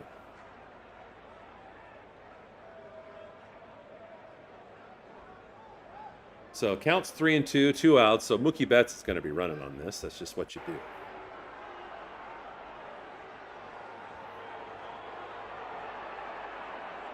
And there goes Mookie. This one is flied to right, but it's going to be caught no problem by Beck.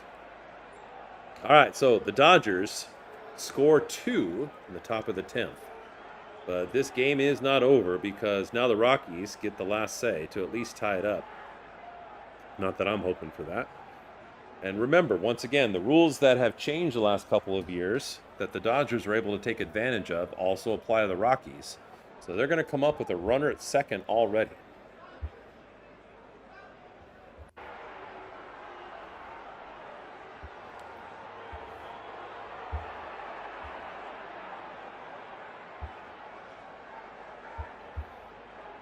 Let's go to the pitcher angle here.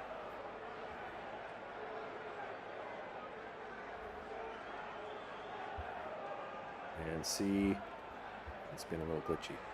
Yep, Tanner Scott. That's how you got to do it, man. It's got to be Tanner Scott. There is no other closer for the Dodgers. There wasn't another closer for the Dodgers when Edwin Diaz is in there. And I know he's got great history, but I feel like they forced it. Trying to force him to be the closer. And is Tanner Scott like lights out? No, but he's generally reliable. That is not the umpire throwing home. This is the part of the charm of 3D transitions. Now Tanner Scott's up there, rising in the depths of hell. Like Mason Miller. I got to tell you, I mean, as much as I am a Dodger fan, I've gone to Petco Park, and when Mason Miller came out to face the Dodgers, and he lost, it was awesome theater. Awesome. I mean, they had on the big screen the most amazing visuals, fire blazing, the lights off. I mean, and they call him the Reaper, right? But that was the last time that the Padres led the National League West that night. In fact, they're up a half game on the Dodgers. I took my kids to the game. And when we were going into the stadium at Petco, they're like, come see the first place Padres. And I was like, this is the last night that's going to be the case. And my daughter's like, Dad, that's so rude. But it was true. That was it. All right. So as you can see here, Carrick's going to be the first batter. Cole Carrick nobody out, gets a runner at second with a decent lead. But the infield, because Carrick is batting from the left, is shifted over to the left. And that one is popped foul. And it's caught for the first out. It was a little bit out of the view of the 3D. So the Dodgers now 2 outs away from closing this out. But they have to face first the 4-hitter Rumfield. It was 1 for 3 tonight. He's batting .293 on the season. And he swings at the very first pitch, and he flies it to shallow left. Teoscar Hernandez comes up and makes the catch. And all of a sudden, 2 away. So the Rockies are 1 out from losing, but at the same time, they have the tying run at the plate. One swing over the fence ties this thing up. So far, so good by Tanner Scott. And he's going to face Beck. And Beck swings at the first pitch, fouls it off. And Jordan Beck is 0 for 1 tonight. He's flied out, and he's batting .180. Rockies don't have anybody better that they can pinch hit. I'm not complaining. But, dude, doesn't get any worse than batting .180.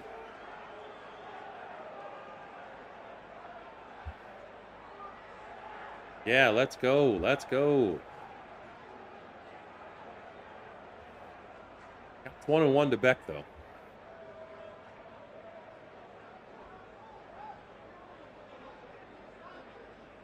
Dodgers 6, Rockies 4. Dodgers just pulled in front at the top of the 10th. We're in extra innings now. That one is popped high, but out of play and foul to the right of first base. And now with the count of 1-2, the Rockies are down to their last strike.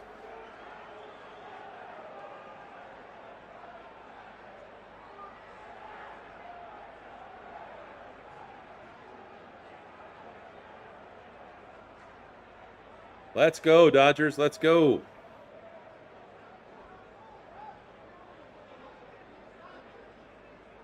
Scott trying to end the game right now. And the pitch. Inside edge of the strike zone, but fouled off, and Beck stays alive.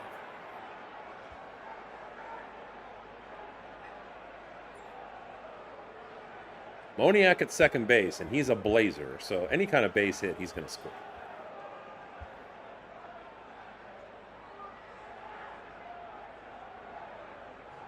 And Tanner Scott has a good enough fastball around 97, 98 miles an hour, where if Beck makes good contact, he could hit it out. That one's fouled off.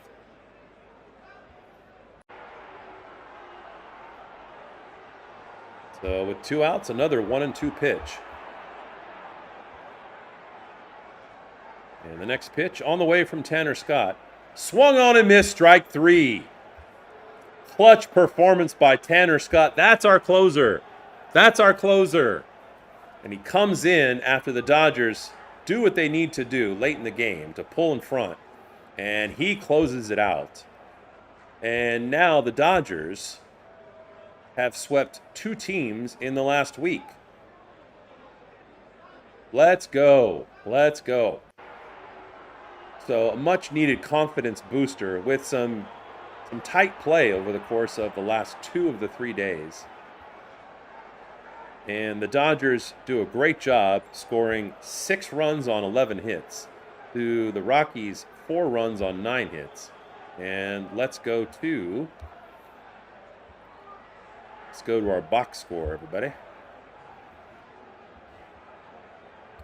Let me take Charlie off for a second. Back. Let's just go down this way first. Talk about the pitchers in a second. But Shohei Ohtani was very quiet tonight. No hits. And took the rest of the staff to step up. You can see them on the left-hand side. But Pages did a couple of clutch things. Teoscar Hernandez, a hit when it mattered most. Enrique Hernandez with a home run, and with 2 hits tonight. Mookie Betts with a solo home run. Max Muncy came in late as a pinch hitter, did not start. Just wanted to give him the night off, and did not add anything to the mix. And the Rockies put together a nice string of hits, and you got to give them credit for fighting back. But this was definitely a dogfight. Tonight was, and so was yesterday. And even though the Rockies are near the bottom of the rankings and the bottom of the standings, they have a good young core, and they're already much improved from last year. Let's go ahead and take a live look quickly at the way that our pitchers performed. Charlie off, take me off. And so Roki Sasaki pitched 5 innings, or I'd like for him to go 6, maybe 7. Gave up 7 hits, 2 earned runs is all, a walk, and 6 strikeouts. So still a solid outing. Then Brock Stewart came in and completely shut down the Rockies. But as you can see, this is kind of Dave Roberts' philosophy. When it gets to the middle relievers, he's just like, okay, you take a run, you take a run, you take a run. And so Brock Stewart came in and shut things down. Then Alex Vesia, love Alex, came in and he gave up 2 runs. Although it's not completely on him. Part of it was Teoscar Hernandez misjudging a fly ball to left field. He had started running directly to his side, about 90 degrees, and then realized that it was going to go over his head. And by the time he adjusted, it was too late. So that double tied things up 4-4. Jack Dreyer came in and threw 4 straight balls, but then recovered. Kyle Hurt did his job, and then so did Tanner Scott.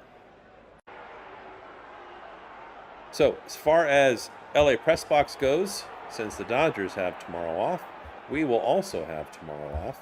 And we appreciate everybody joining us tonight. If it's your first time with LA Press Box, welcome. Give us a like. Love for you to subscribe. And then on Friday, we have a family outing and a get-together. So we'll be back to work Saturday, Game 2, and then Sunday, Game 3, as the Dodgers go back home and they face the Pittsburgh Pirates. So thanks, everybody. Appreciated the the community stress and the good vibes going into the chat for the Dodgers. And we'll see you again next time at LA Press Box.